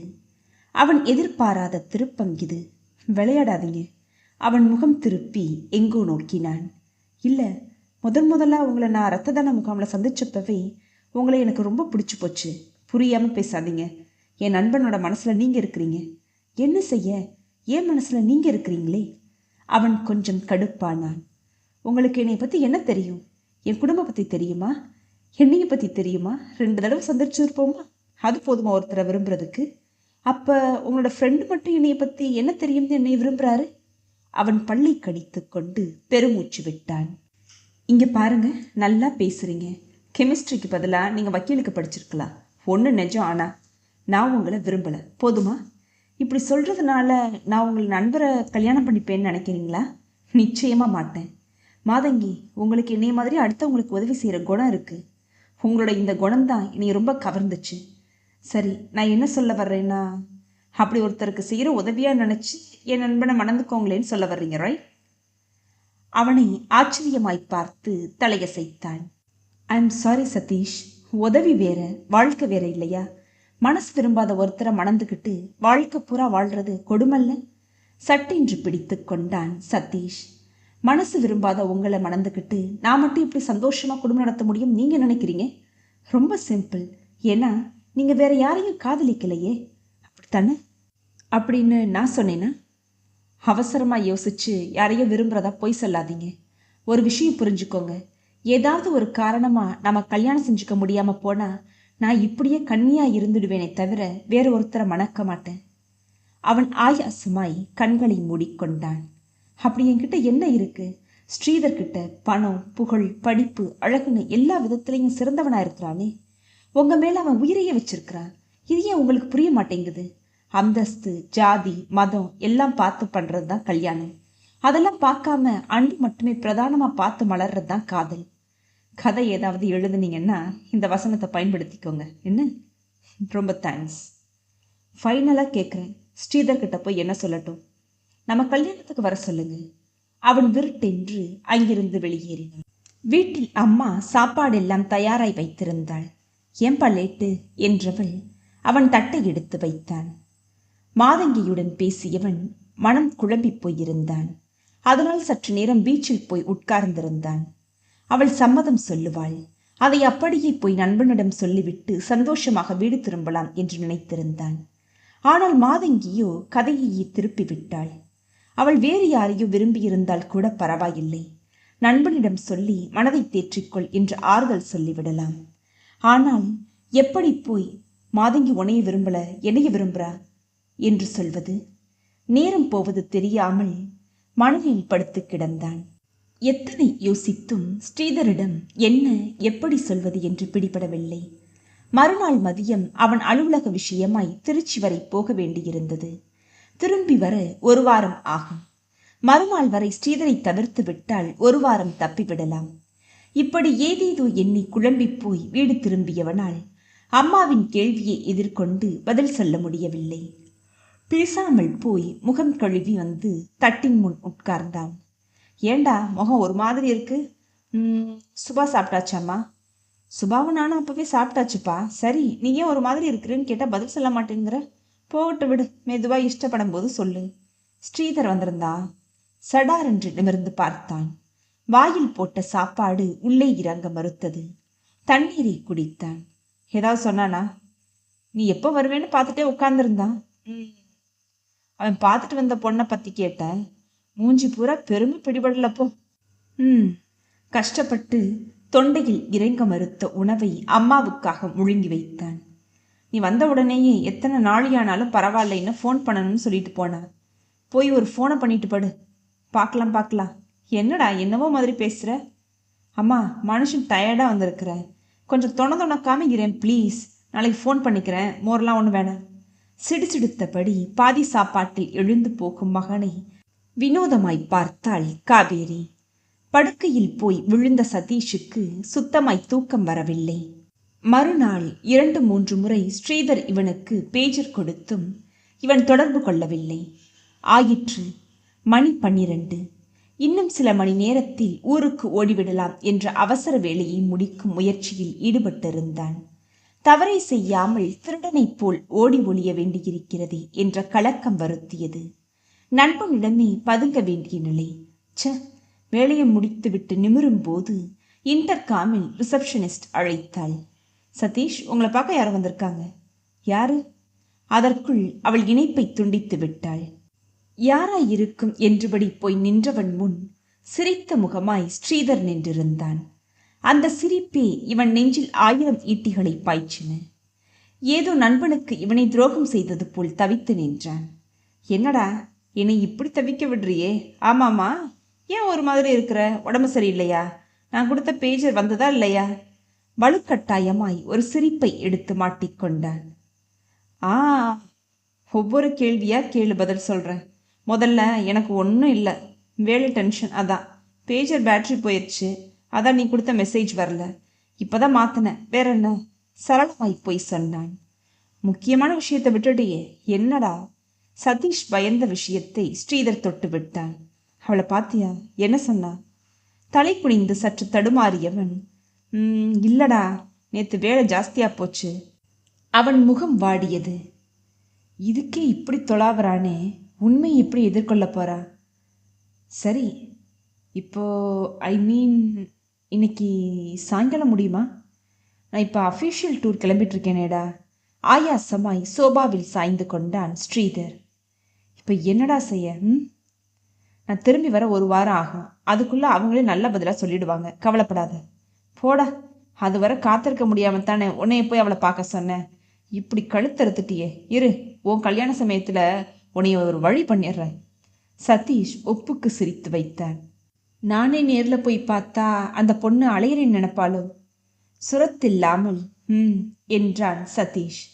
சரி, தரகரை அனுப்பி என்னன்னு கேட்க சொல்கிறேன். எதுக்குடா அவ்வளோ சீப்பாக போகிற நீ? அந்த பொண்ணுக்காக நீ ஏன் இப்படி உருகிற? அவள் என்ன பெரிய பிஸ்தாவா? அவளை விட அழகான அன்பான எத்தனையோ பொண்ணுங்க இல்லை? அதுவரை அடக்கி வைத்திருந்த அத்தனை டென்ஷனையும் வெளிப்படுத்தி சீறினான் சதீஷ். ஸ்ரீதர் முகம் சிரித்து போனது. ஏண்டா இப்படி சொல்ற? அவ ஏதாவது மறுப்பா? உண்மையை சொல்லிவிடலாமா என்று ஒரு நொடி யோசித்த சதீஷ் அடக்கி கொண்டான். ஊருக்கு பஸ்ஸை பிடிக்கும் முன் மீண்டும் ஒரு முறை அந்த பெண்ணை பார்த்து ஸ்ரீதரின் நிலையை சொன்னால் என்ன? ஒருவேளை அவ மனம் மாறினா? அவ முன்னாடி பேசினதை ஒரு பொருட்டாவே எடுத்துக்க வேணாமே, அதெல்லாம் ஸ்ரீதருக்கு தெரியவும் வேணாமே. அதெல்லாம் இல்லடா, அவளை நான் சந்திக்கவே இல்லையே. பொண்ணு பிடிச்சு போய் நீயே கேட்டிருக்க முறப்படி. ஆனால் இப்படி அவங்க இழுத்தடிக்கிறாங்களேன்னு தான் ஒரு ஆதங்கத்தில் ஏதோ பேசிட்டேன். மனசில் வச்சுக்காதடா. சரி சரி, நான் கிளம்புறேன்டா. மனமும் முகமும் சோர்ந்து போக எழுந்து போகும் நண்பனையே வருத்தமாய் பார்த்தான் சதீஷ். பளீர் பளீர் என்று 4 அறை கொடுத்து மாதங்கியை சம்மதிக்க வைக்க வேண்டும் போல வெறி கிளம்பியது. சற்று முன்னதாகவே அலுவலகத்தை விட்டு கிளம்பி விட்டான். சும்மா சும்மா போய் ஒரு வயசு பொண்ணை அவளோட கல்லூரியில் சந்திக்கிறது சதீஷுக்கே அநாகரிகமாகப்பட்டது. ஆனாலும் இந்த முறை எப்படியும் அவன் சம்மதத்தை வாங்கிவிடுவது என்பதில் தீவிரமாய் இருந்தான். வழக்கம் போல அவனை அதிகம் காக்க வைக்காமல் வந்து சேர்ந்தாள். ஹலோ என்றாள் முகம் வளர்ந்து. ஸ்ரீதர் படும் அவஸ்தை, ஊருக்கு கிளம்ப வேண்டிய அவசரம் எல்லாமாக சேர்ந்து சதீஷ் சற்று படபடப்பாகவே இருந்தான். அவளை ஆரம்பித்தாள். மனசு மாறி சம்மதம் சொல்ல வந்தீங்களா? நீங்கள் மனசு மாறி இருக்கிறீங்களான்னு தெரிஞ்சுக்க வந்தேன். பொண்ணோட மனசு அப்படி மாறிடும்னு நினைக்கிறீங்களா என்ன? பொண்ணோட மனசு இறங்கிடும்னு நினைக்கிறேன். காதலை யாசிச்சு பெற முடியாது, அது நீங்களும் புரிஞ்சுக்கணும். நண்பனோட காதலியா சந்திச்ச பொண்ணை தன்னோட மனைவியா எவனாலும் ஏற்றுக்க முடியாது. உங்களோட நண்பர் என்னைய காதலிச்சு பாவத்துக்கு எனக்கு தண்டனையா? தண்டனை இல்லை மாதங்கி, சொர்க்கமான வாழ்க்கை. அவன் உங்களை எவ்வளவு நேசிக்கிறான் தெரியுமா? அவன்கிட்ட உண்மையை சொல்ல முடியாம உங்களை நான் சந்திக்கவே இல்லைன்னு போய் சொன்னேன். அதுக்கே அவனோட முகம் வாடி போய் சோர்ந்துட்டான் தெரியுமா? காதலோட இழப்பு பெருசு மாதங்கி. உங்களை நான் இழந்தாலும் இப்படித்தான் பரிதவிப்பேன்னு புரியலை அவங்களுக்கு. அவள் எப்படி மடக்கினாலும் அவன் விடுவதாயில்லை. அப்படி நமக்குள்ள எத்தனை கால பழக்கம் மாதங்கி? Just infatuation. சரி, அப்படியே நீங்கள் விரும்புறது உண்மைனா எனக்காக என் நண்பனை கல்யாணம் செஞ்சுக்கோங்க ப்ளீஸ். எப்படி இப்படியெல்லாம் உங்களால் பேச முடியுது? சரி, உங்கள் நட்போட ஆழம் பேச வைக்குது, உங்களோட இலக்கண மனசு பேச வைக்குது. ஆனால் கொஞ்சமாவது என்னையை பற்றி நினச்சி பார்த்தீங்களா? மனசில் உங்களை சுமந்துக்கிட்டு அவர் நண்பரான உங்களை அடிக்கடி சந்திச்சுக்கிட்டு அவருக்கே மனைவியாக வாழ்ந்தா அது அவருக்கு செய்கிற துரோகம் இல்லையா?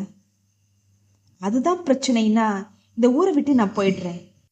ஊரை விட்டுட்டு போயிடலாம், என் மனசை விட்டு போக முடியுமா? ஒரு சந்தர்ப்பம் கொடுங்களேன். இது இன்ஃபாக்சுவேஷன் இல்லை, உண்மையான காதல்னு நிரூபிக்கிறேன். இதெல்லாம் அனாவசிய சினிமா சென்டிமெண்ட்ஸ் மாதங்கி.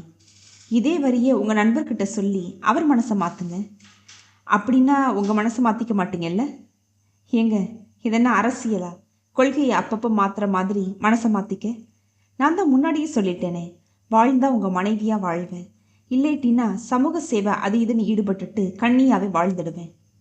அப்போ ஏன் முடிவையும் தெரிஞ்சுக்கோங்க. ஒருபோதும் நண்பனோட காதலியை என் மனைவியா ஆக்கிக்கவே மாட்டேன். வர்றேனா? அவள் சிரித்தபடி அவனையே பார்த்து கொண்டு நின்றாள். ஆரோக்கியா மருத்துவமனைக்கு மாதங்கி போன போது மணி 4.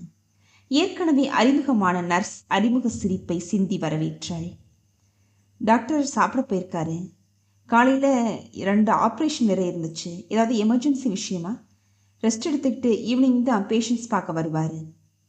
நர்ஸ் விலாவரியாக சொல்ல மாதங்கி ஒரு நிமிடம் என்ன செய்வது என்று புரியாமல் நின்றாள்.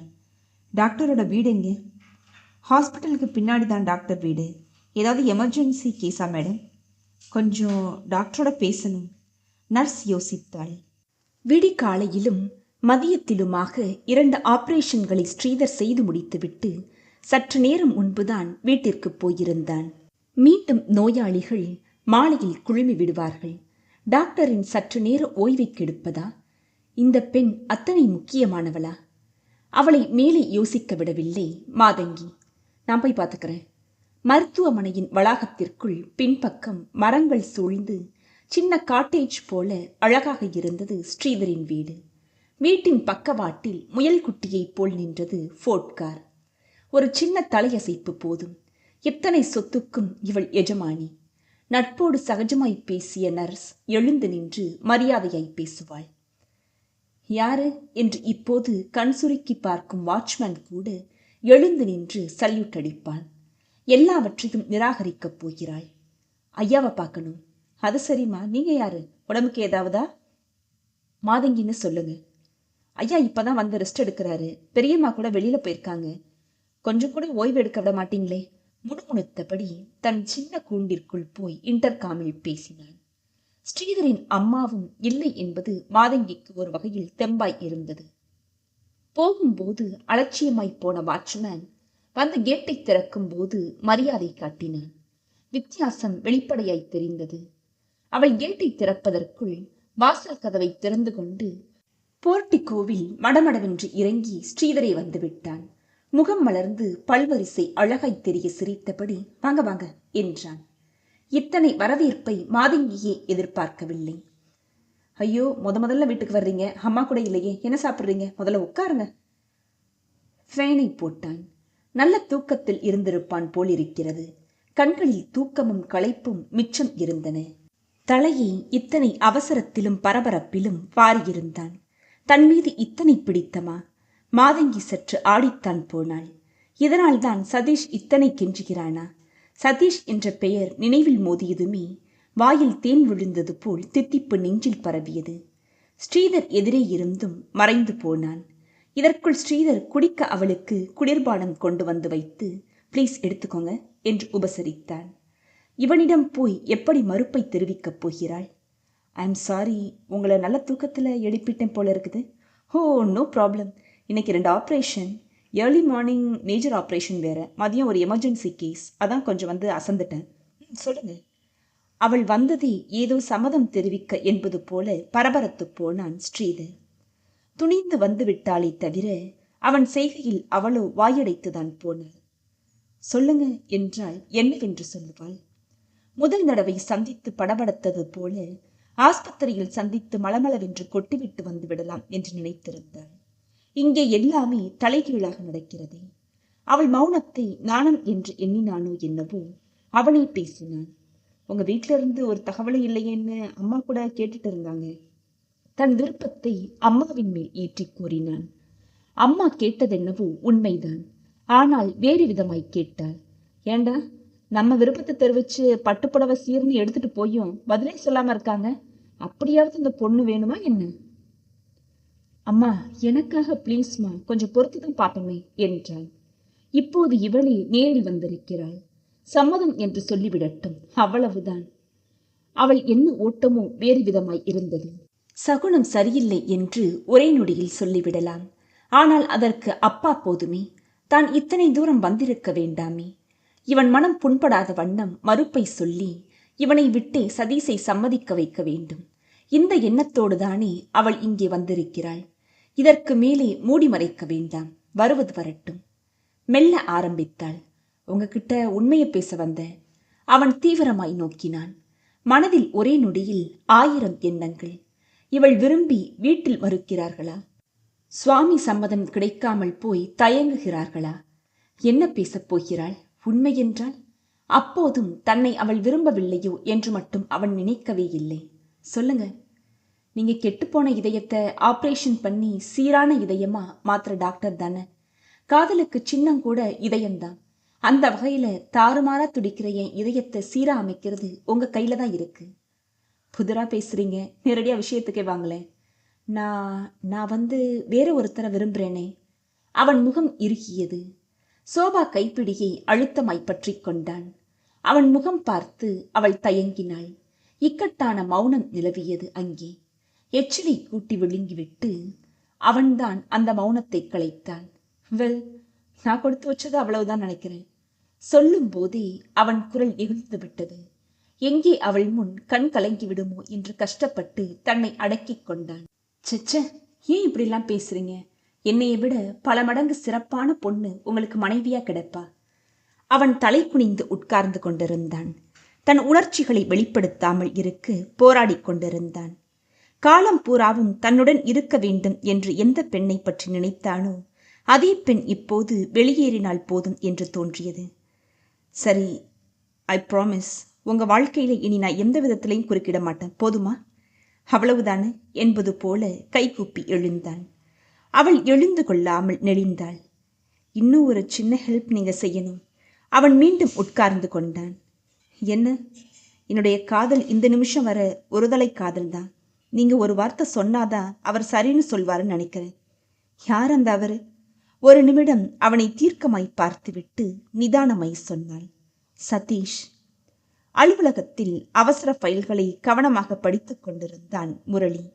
பிஇ பணிவாய் இன்டர்காமில் அழைத்து, sir, doctor Sridhar wants to meet you என்றாள். சென்ட் ஹிம் இன் என்றான் யோசனையாய். ஸ்ரீதர் எதற்கு தன்னை சந்திக்க வேண்டும்? பெண் பார்த்து போன விஷயம் பற்றி கேட்கப் போகிறானா? வீட்டில் தங்கை மாதங்கி பிடிவாதமாய் மறுப்பதை ஸ்ரீதரிடம் இவன் எப்படி சொல்லுவது? முதலில் சொல்லுவதா வேண்டாமா? அம்மா எப்படியாவது மாதங்கியை சம்மதிக்க வைக்கலாம் என்றல்லவா நினைக்கிறாள். பட்டும் படாமலும் ஏதாவது சொல்லி அனுப்ப வேண்டும் என்று முடிவெடுத்து பியூனிடம் காஃபிக்கு சொல்லிவிட்டு காத்திருந்தான். நாசுக்காக 2 தட்டல்களுடன் இவன் கேபினுக்குள் நுழைந்தான் ஸ்ரீதர். அவனுடைய ஆக்குருதியும் அழகும் முரளியை அசத்தின. அசட்டு பெண் ஏனோ இவனை மறுக்கிறாளே என்று மனம் சலனப்பட்டது. ஹலோ, கமின் ப்ளீஸ், உட்காருங்க. ஹாய் என்றபடி உட்கார்ந்தான் ஸ்ரீதர். அதற்குள் பியூன் ஃப்ளாஸ்கிலிருந்து காஃபியை 2 கப்பன் சாசரில் ஊற்றி இருவர் முன்பும் வைத்துவிட்டு நகர்ந்தான். Please have it. மௌனமாய் காஃபியை பருகினார்கள். யார் எப்படி பேச்சை துவங்குவது என்று சங்கட மௌனம் சற்று நிலவியது. ஸ்ரீதர் தான் ஃபைன் காஃபி என்றபடி பேச்சை துவங்கினான். பக்கத்து ஹோட்டல் ரெசிடென்சியில் தான் ஒரு மெடிக்கல் கான்ஃபரன்ஸ், அப்படி உங்களை பார்க்க வந்தேன். ஜஸ்ட்டு கர்டசி கால் தான். ஸ்ரீதர் சாதாரண சந்திப்பு என்று சொன்னாலும் இவன் ஏதோ முக்கியமாய் பேசதான் வந்திருக்க வேண்டும் என்று முரளி நினைத்தான்.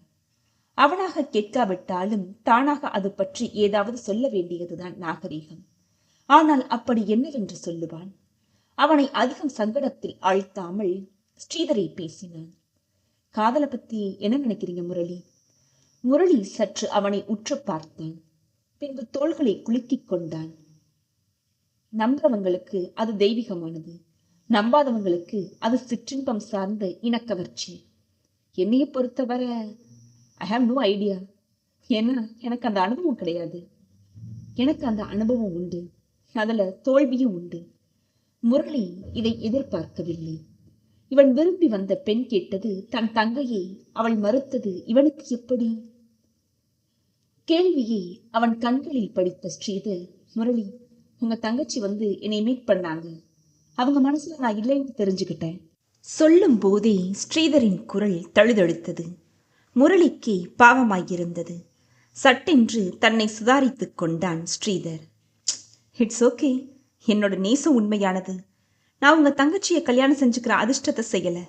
ஆனா என் நண்பனுக்கு அந்த அதிர்ஷ்டம் கிடைச்சிருக்கு. ஒரு பக்கம் காதலி, ஒரு பக்கம் நண்பன். 2 பேருமே நான் நேசிக்கிற 2 ஜீவன்கள். அவங்க 2 பேரும் நல்லா வாழணும். அவங்கள சேர்த்து வைக்க ஆசைப்படுறேன். அதுக்கு உங்க உதவி வேணுமே. அசந்து போய் உட்கார்ந்தான் முரளி. என்ன முரளி, பதிலையே காணோம்? இல்லை, என்ன பேசுறதுனே தெரில. உயிர் காக்கிற தொழிலை செய்கிற டாக்டர்கள் பொதுவாக கடவுள்னு சொல்லுவாங்க. நீங்கள் நிச்சயமா? ஓ, இவ்வளவு பெரிய வார்த்தையெல்லாம் வேணாம். ப்ளீஸ், நீங்கள் உதவி செய்யணும், முடியுமா? என் தங்கச்சிக்காக நீங்கள் எவ்வளவு முயற்சி செய்யும்போது நான் உதவ மாட்டேனா? நான் நேசித்த பொண்ணை சதீஷ் அவ்வளவு சுலபத்தில் மணக்க சம்மதிக்க மாட்டான். சரி, நான் கன்வின்ஸ் பண்ணுறேன். ஆனால் அது போதாது. சரி, நான் என்ன செய்யணும்? சற்று இடைவேளை விட்டு மெல்ல ஆரம்பித்தான் ஸ்ரீதர். அவனுக்கு ஒரு தங்கச்சி இருக்கா. அவளை கல்யாணம் பண்ணிக்க நீங்கள் தயாராக இருக்கணும். அதுக்கும் இதுக்கும் என்ன சம்மதம்னு கேட்குறீங்க, ரைட்? பொண்ணு கொடுத்து பொண்ணு எடுக்கிறோம், இழுத்தான் ஸ்ரீதர். முரளி அதுக்கான அவசியம் என்ன என்பது போல பார்த்தான். ஊனமான ஒரு பொண்ணை நீங்கள் மணக்கணும் என்று எப்படி நேரடியாய் சொல்ல முடியும்? ஸ்ரீதர் சற்று தவித்தான். அவனாய் முன்வந்து ஒரு ஊனமான பெண்ணுக்கு வாழ்வு கொடுப்பது என்பது வேறு விஷயம். ஊனமே இல்லாத பெண்ணாய் இருந்த போதும் திருமணம் என்று வரும்போது யாரையும் கட்டுப்படுத்த முடியாதே. சூட்டிகையான முரளி ஒரு மாதிரி யூகித்து விட்டான். பொண்ணுக்கு ஏதாவது குறையா? தலையை சற்றே குனிந்து கொண்டு ஸ்ரீதர் என்று முனகினான். மேஜையை சுற்றி கொண்டு ஸ்ரீதர் அருகே வந்து அவன் தோளை தட்டி கொடுத்தான் முரளி. ஒரு பொண்ணு கொழுப்படுத்து தவறு செஞ்சுட்டு வந்து நின்னா அதுதான் என்ன பொறுத்த வரைக்கும் ஊனம் குறை எல்லாமே. உடல் ஊனம்லாம் ஒரு குறையே இல்லை. என் தங்கச்சிக்காக என்னையே கன்வின்ஸ் பண்ண இவ்வளவு பிரயாசப்படுறீங்களே, யூ ஆர் ரியலி கிரேட். நான் இன்னைக்கே என் பெற்றோர்கிட்ட பேசுகிறேன். குட். நானும் சதீஷோட அம்மா கிட்ட பேசுகிறேன். இது விஷயமா? உங்கள் தங்கச்சி தான் நான் நேசித்த பொண்ணுங்கிற விஷயம் மட்டும் அவங்களுக்கு தெரிய வேணாம். நான் கேஷுவலாக தரகர் மூலம் விஷயத்தை சதீஷ் வீட்டுக்கு தெரியப்படுத்திடுறேன். ஓகே? இவ்வளவு நல்ல மனுஷன் எங்கள் வீட்டுக்கு மாப்பிள்ளையா வர நாங்கள் கொடுத்து வைக்கல. எழுந்து முரளியின் தோளில் தட்டி கொடுத்த ஸ்ரீதர், ஆனால் 2 குடும்பத்துக்கும் இடையே நல்ல நட்பு மலர்ந்திருக்குதே, அதுக்கு கடவுளுக்கு நன்றி சொல்லுவோம். நான் வந்த வேலை இவ்வளவு சுலபத்தில் முடியும்னு நான் நினைக்கல. உங்கள் தங்கச்சியோட தாராள குணம் உங்களுக்கும் நிறையவே இருக்கு. அப்ப நான் வரட்டுமா என்றான். சதீஷ் அன்றுதான் ஊரிலிருந்து திரும்பியிருந்தான். அசந்து தூங்கும் மகனையே ஆசையாய் பார்த்தாள் காவேரி அம்மாள். அம்மாவின் அருகாமை உணர்ந்ததோ என்னவோ புரண்டு படுத்தான். எழுந்துட்டியாப்பா? கண்களை நன்றாக திறந்து பார்த்தான். அவன் தலையை கோதுவிட்ட அம்மா, காஃபி கொண்டரவா? அவள் கண்களை மலர்த்தி அவளை பார்த்து சிரித்தான். பொதுவாக அவன் டூர் முடித்து வந்தால் அசந்து தூங்குவான். அம்மா எழுப்ப மாட்டாள்.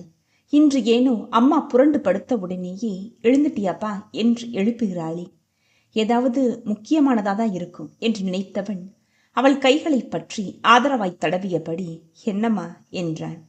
ஒரு முக்கியமான விஷயம் பேசணும்ப்பா, மணி 4 ஆகுதே, 5 மணிக்கெல்லாம் அவங்க வந்துடுவாங்களே, அதான் எழுப்புனேன். யார் வர்றாங்க, என்ன விஷயம்? முதல்ல முகம் கழுவிட்டு வா, காஃபியை கலந்துட்டு வர்றேன். தூக்கத்தை முழுவதுமாய் களைக்க கண்களில் மாறி மாறி தண்ணீர் அடித்துக் கொண்டான். சோப்பை குழைத்து முகத்தில் பூசி நீரை வாரி வாரி ஊற்றி புத்துணர்வோடு அப்பாடா என்று வெளியே வந்தான். அதே வேகத்தோடு மணக்க மணக்க அம்மா கொடுத்த காஃபியை ருசித்து குடித்தான். இப்ப சொல்லு, என்ன முக்கியமான விஷயம்? யார் வர்றாங்க? நம்ம சுபாவை பொண்ணு பார்க்க வர்றாங்கப்பா. உன் பெரியப்பா பெரியம்மாவை கூட நான் வர சொல்லியிருக்கிறேன். அட, வெரி குட் வெரி குட். அம்மா எதிர் நாற்காலியை இழுத்து போட்டுக்கொண்டு உட்கார்ந்தாள். பையன் பேரு முரளி. சின்ன வயசுலேயே நல்ல பதவியில இருக்கா. பையனோட வேலை விஷயமா தரகர் சொன்னது எனக்கு முழுசா புரியல. ஆனா நல்ல பெரிய பதவின்னு புரிஞ்சுது. நேர்ல பாக்குறப்ப நீயே நல்லா விசாரியே. சொந்த வீடு, கார் எல்லாமே இருக்கா. அப்பா அரசு அதிகாரியா? சரிம்மா, பையனுக்கு ஏதாவது அதெல்லாம் குறை ஒன்றும் கிடையாதாம்ப்பா. அப்ப இப்படி நம்ம சுபாவை? நல்ல மனுஷங்களாம். அண்ணன் தங்கச்சி 2 பேருக்கும் சேவை மனப்பான்மை நிறைய உண்டான். தங்கச்சியா அப்படின்னு? நான் முன்னாடியே சொன்ன மாதிரி பொண்ணு கொடுத்து பொண்ணு எடுக்கிற முறைதான். அந்த பொண்ணுக்கு ஏதாவது குறை? அதுவும் இல்லப்பா. நீ சொல்றத பார்த்தா கொஞ்சம் வசதியான இடமா தெரியுது. தானே வழிய வந்து சம்மதம் பேசுறாங்க. நமக்கு அவ்வளவு வசதியும் போதாது. சுபாவும் ஏம்மா எதுவும் வில்லங்க இருக்காதே. ஏன்ட்டப்பா இப்படி நினைக்கணும்? நல்லது நினைப்போமே. நல்ல மனுஷங்களும் உலகத்துல இருக்காங்களே. நல்லபடி சுபாவுக்கும் ஒரு கல்யாணம் நடக்குமான்னு நான் வேண்டாத தெய்வம் இல்லை. வந்து பார்த்த 4-5 வரணும். நம்ம சக்திக்கு மேல லட்சம் கொடு, காரு கொடு, வீடு கொடு, பொண்ணை கல்யாணம் பண்ணிக்கிறோம்னு பேரம் பேசுறாங்க. என்னவோ கார் வீடும் ஊனத்தை சரி கட்டுறாப்புல. அந்த குழந்தை மனசு ஒடிஞ்சு கிடக்கா. பாவம். என்னால அண்ணனும் இல்லாம கல்யாணம் கட்ட முடியாம இருக்குது. பேசாம ராமகிருஷ்ண மடம் மாதிரி எதுலையாவது போய் சேர்ந்துடட்டுமான்னு அவ கேட்டப்ப எப்படி இடிஞ்சு போயிட்டேன் தெரியுமா? அம்மா பேச பேச கண் கலங்கி விட்டாள். அவள் கலக்கம் அவனை அசைத்து விட்டது. அம்மா ப்ளீஸ்மா, கடவுள் அருளால எல்லாம் நல்லபடியா நடக்கும், நீ கலங்காத. அம்மா புடவை தலைப்பால் கண்களை ஒற்றிக் கொண்டாள். ஏதோ நினைவு வந்தவளாய் அவன் அருகே அமர்ந்து அவன் கைகளை பற்றி கொண்டாள். உன் வாய் முகூர்த்தம் பழிக்கட்டும்பா. அப்புறம் சொல்லுமா, என்ன தயக்கம்? நீ பொறுப்பான புள்ளதான், இருந்தாலும் கேட்டுக்கிற. என்கிட்ட உனக்கு என்னம்மா தயக்கம்? வா வா, என்னன்னு சொல்லு. வயசு புள்ள, உனக்கு மனைவியா வரப்போறவளை பத்தி பல வகை கனவு இருக்கும். அம்மா மேலே சொல்ல தயங்கினாள். மகன் புன்னகை பூத்தான். எனக்கு எந்த கனவு கிடையாதுமா. நீயும் தங்கச்சியும் சந்தோஷமா இருக்கணும். அதே போல வர்ற பொண்ணையும் நல்லபடியா வச்சுப்பேன், போதுமா? தங்கச்சிக்கு பையனை பிடிச்சு வில்லங்கம் இல்லாத இடம்தான் எனக்கு பூரண சம்மதம்தான். என் விருப்பு வெறுப்புனால இந்த கல்யாணம் நிற்காது, போதுமா? அம்மாவின் கண்கள் மீண்டும் கலங்கின. உன்னைய மகனா பெற நான் கொடுத்து வச்சிருக்கணும்பா. சரியாக 5 மணிக்கு அவர்கள் வந்து விட்டார்கள். முரளியும் அவன் பெற்றோரும் உள்ளே நுழைந்தவுடன், இவங்களை எங்கேயோ பார்த்திருக்கிறோமே என்று சதீஷ் மூளையை கசக்கினான். நினைப்பு வெளியே தெரியாத வண்ணம் புன்னகைத்து அவர்களை வரவேற்றான். சற்றே தாமதமாய் சதீஷின் பெரியப்பா பெரியம்மா உள்ளே வந்தார்கள். அறிமுகம் முடிந்தது. காவிரி அம்மாளுக்கு ராஜா மாதிரி உள்ளே நுழைந்த முரளியை பார்த்த உடனேயே பரம திருப்தி. மகளை இவன் மறுத்து விடாமல் ஏற்றுக்கொள்ள வேண்டுமே என்று கடவுளை வேண்டினான். 3 பேரா கிளம்ப வேண்டாமேன்னு எங்க பொண்ணையும் கூட்டிட்டே வந்துட்டோம், அம்மாடி உள்ளவாமா என்று வாசலை பார்த்து குரல் கொடுத்தார் ராஜசேகர். கார் கதவை திறந்து கொண்டு மாதங்கி இறங்கினாள். அம்மாவிற்கு மருமகளாக வரப்போகும் பெண்ணை பார்க்கும் ஆவல். முரளியைப் போலவே அவளும் அழகாய் இருந்து பெண் பிள்ளை இருவர் வாழ்வும் நல்ல விதமாய் அமைந்து விட்டாள். அதைவிட ஒரு தாய்க்கு என்ன வேண்டும் வாழ்வில்?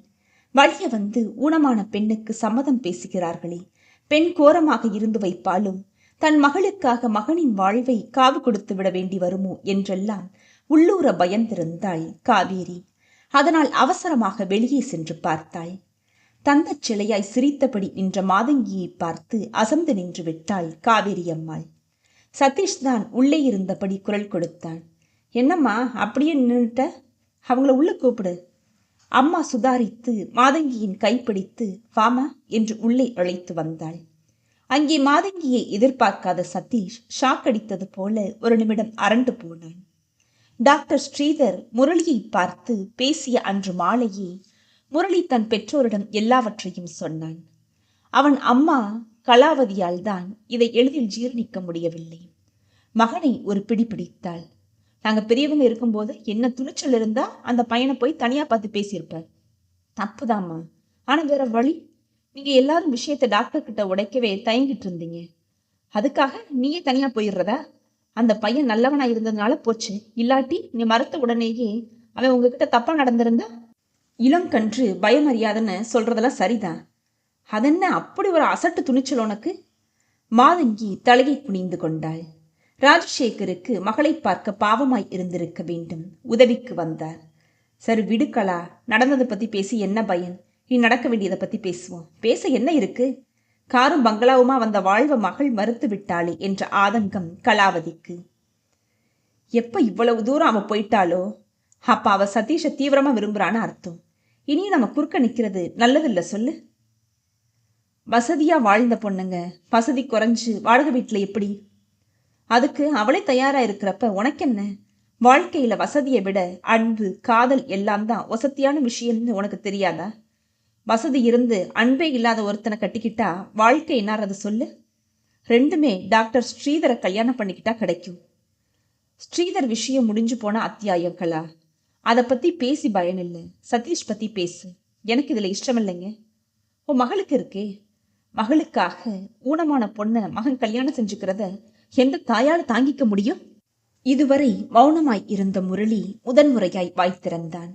ஒரு ஊனமான பொண்ணுக்கு வாழ்வு கொடுக்கறதுனால நான் சந்தோஷப்படுறேன் தாம்மா. தங்கச்சிக்காக பெருசா தியாகம்லாம் செய்யல. உண்மையை சொல்லணும்னா இப்படி ஒரு சந்தர்ப்பம் அமைச்சு கொடுத்த மதுவுக்கு நான் நன்றி தான் சொல்லணும். மாதங்கி அண்ணனை கண்களில் நன்றி மிளிர பார்த்தாள். போடா, கால் சரியில்லாத பொண்ணோட ஆயுஸ் பூரா மாரடிக்கணும்னு உனக்கு என்ன தலைவிடுத்துன்னு கேட்குறேன். தினம் நான் வண்டியில் ஆஃபீஸ் போகிறேன். ஒரு சின்ன ஆக்சிடென்ட்டு, என் காலோ கையோ போக எத்தனை நேரம் ஆகும்? கலாவதி பதறிவிட்டாள். ஏண்டாப்பா இப்படிலாம் பேசுற? அட, ஒரு பேச்சுக்கு சொல்றேம்மா. வாழ்க்கையில எதுவுமே நிலையானது கிடையாதுமா. ஒரு பேச்சையே உன்னால தாங்கிக்க முடியல. உண்மையில ஊனமான ஒரு பொண்ணுக்கு வாழ்வு கிடைக்குமான்னு அவங்க வீட்டுல எவ்வளவு கலங்கி போயிருப்பாங்க. யோசி. எனக்கோ மதுவுக்கோ இப்படி ஒரு நிலை இருந்தா நீ எப்படி துடிச்சு போவ? அம்மாவின் ஸ்ருதி கொஞ்சம் இறங்கியது. இருந்தாலும் மெல்லிய குரலில், மது மனசுப்படி வாழ்க்கை அமைகிறது சந்தோஷம்தான். இருந்தாலும் நீ ஒரு ஊனமான பொண்ணை எப்படிப்பா? அவ பேரு சுபாவா. அவளையும் உன்னைய போல ஆசுவாசம் உள்ள பொண்ணா பாரு, ஊனமானவளா பார்க்காத. முரளி எழுந்து மொட்டை மாடிக்கு போய்விட்டான். அவனை தொடர்ந்து மாதங்கியும் பின்னால் சென்றாள். அண்ணா, திருப்பி பார்த்த முரளி என்னடா என்றான். இருவரும் சுவற்றுக்கட்டை மீது அமர்ந்து கொண்டார்கள். அம்மா சொல்றத பார்த்தா என் விருப்பத்துக்காக உன்னோட வாழ்க்கைய பாழாக்குறியோன்னு. சீ அசடு, நீ அப்படி பேசலாமா? ஊனமான ஒரு பொண்ணை திருமணம் செஞ்சுக்க கூடாதா என்ன? அப்படி இல்லைன்னா எனக்காண்டி நீ ஒரு நல்ல காரியம் செய்ய போற. மனசை போட்டு குழப்பிக்காம போய் வேலையை கவனி. அவன் புறங்கையை எடுத்து ஒரு முத்தம் பதித்து விட்டு சிட்டாய் கீழே இறங்கிய மாதங்கி கண் ஓரம் துளிர்த்த நீரை துடைத்து கொண்டாள். இடையில் கீழே கிடைத்த தனிமையில் ராஜசேகர் மனைவியிடம், அருமையா 2 ரத்தனங்களை குழந்தைகளா பெற்றிருக்கிறோம். நீ அனாவசியமா குழப்பி அதுகளையும் குழப்பிக்காத. ஊனம் ஒரு குறையே இல்லை. குழந்தைகள் மனசுப்படி கல்யாணம் நடக்கட்டும். ஆனா ஒண்ணு, மேலாக சரி சொல்லிட்டு நாளைக்கு அந்த பொண்ணை நீ கொடுமைப்படுத்தக்கூடாதுல்ல. அடிபட்டது போல் கணவனை பார்த்தாள் கலாவதி. நான் என்ன அப்படிப்பட்டவளாங்க? ஏதோ ஒரு வேகத்துல தங்கச்சிக்காக கல்யாணம் செஞ்சுக்கிட்டு பின்னாடி அவ மனசு ஒடிஞ்சிடக்கூடாதேன்னு தான். முரளியை பத்தி எனக்கு நல்லாவே தெரியும். அவன் திட சிந்தனை உள்ளவன்.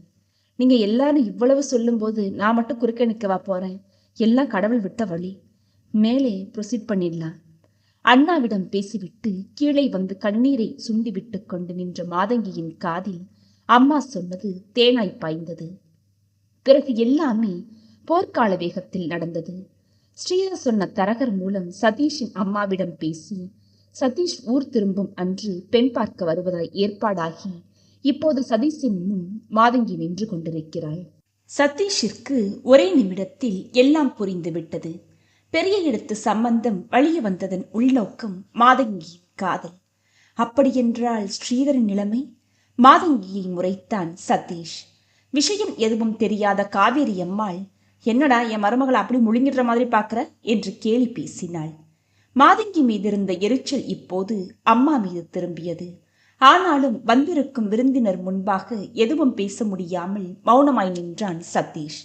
ஒரே நிமிடம், சாரி, உங்க மகளை என்னால கல்யாணம் செஞ்சுக்க முடியாது என்று கூறிவிட துடித்தான். ஆனால் பல வருடங்களுக்கு பின் உற்சாகம் பொங்கும் அம்மாவின் முகமும் திருட்டுத்தனமாய் உள் அறையிலிருந்து மாப்பிள்ளையை பார்த்து பூரிக்கும் தங்கையின் முகமும் அவன் நாவை கட்டி போட்டன. எப்பாடு பட்டாவது முரளியை தங்கைக்கு மனம் பேசி முடித்துவிட்டு அதே சமயம் மாதங்கியை மறுத்துவிட வேண்டும் என்று முடிவெடுத்தவனாய் முகத்தில் புன்னகையை அணிந்து கொண்டான். அம்மா, சுபாவை கூட்டிட்டு வாம்மா என்றான். காவிரி அம்மாள் உள்ளே போன அந்த நேரத்தை ராஜசேகர் பயன்படுத்தி கொண்டார். நண்பருக்கு பார்க்க வந்த பொண்ணு தன்னையே விரும்புறது தர்ம சங்கடமான விஷயம்தான். முதல்ல எங்களுக்கே அந்த தயக்கம் இருந்துச்சு. ஆனா அவ அன்போட ஆழத்தை புரிச்சுக்கிட்டதுனால நாங்க இங்க வந்திருக்கிறோம். சதீஷ் ஏதும் பதில் சொல்லும் முன் சுபாவை கைத்தாங்களாய் பற்றியபடி காவிரி அம்மாள் வந்துவிட்டாள். சுபா பொதுவாக கைகூப்பி வணக்கம் என்றாள் சிரித்தபடி. எல்லாருக்கும் வணக்கம் சொல்லுமா என்றாள் காவேரி அம்மாள். ஐயோ இருக்கட்டும், சிரமப்பட வேணாம், எதுக்கு ஃபார்மாலிட்டிஸ்லாம் என்று தடுத்த கலாவதி அவளை தன் அருகே அமர வைத்துக் கொண்டாள். பெண் ஊனமான போதும் கலையாயிருந்தது மனதிற்கு திருப்தி அளித்தது. சுபாவின் படிப்பு பற்றி எல்லாம் கேள்வி கேட்ட கலாவதி, பாடுவியாமா? என் பிள்ளைக்கு பாட்டு டான்ஸ் எல்லாம் ரொம்ப பிடிக்கும் என்றாள். என்னால டான்ஸ் ஆட முடியாது, வேணும்னா அவங்க பிள்ளையோட சேர்ந்து நானும் ரசிப்பேன், ஆனா பாடுவேன் என்றாள் மெல்லிய புன்னகையுடன்.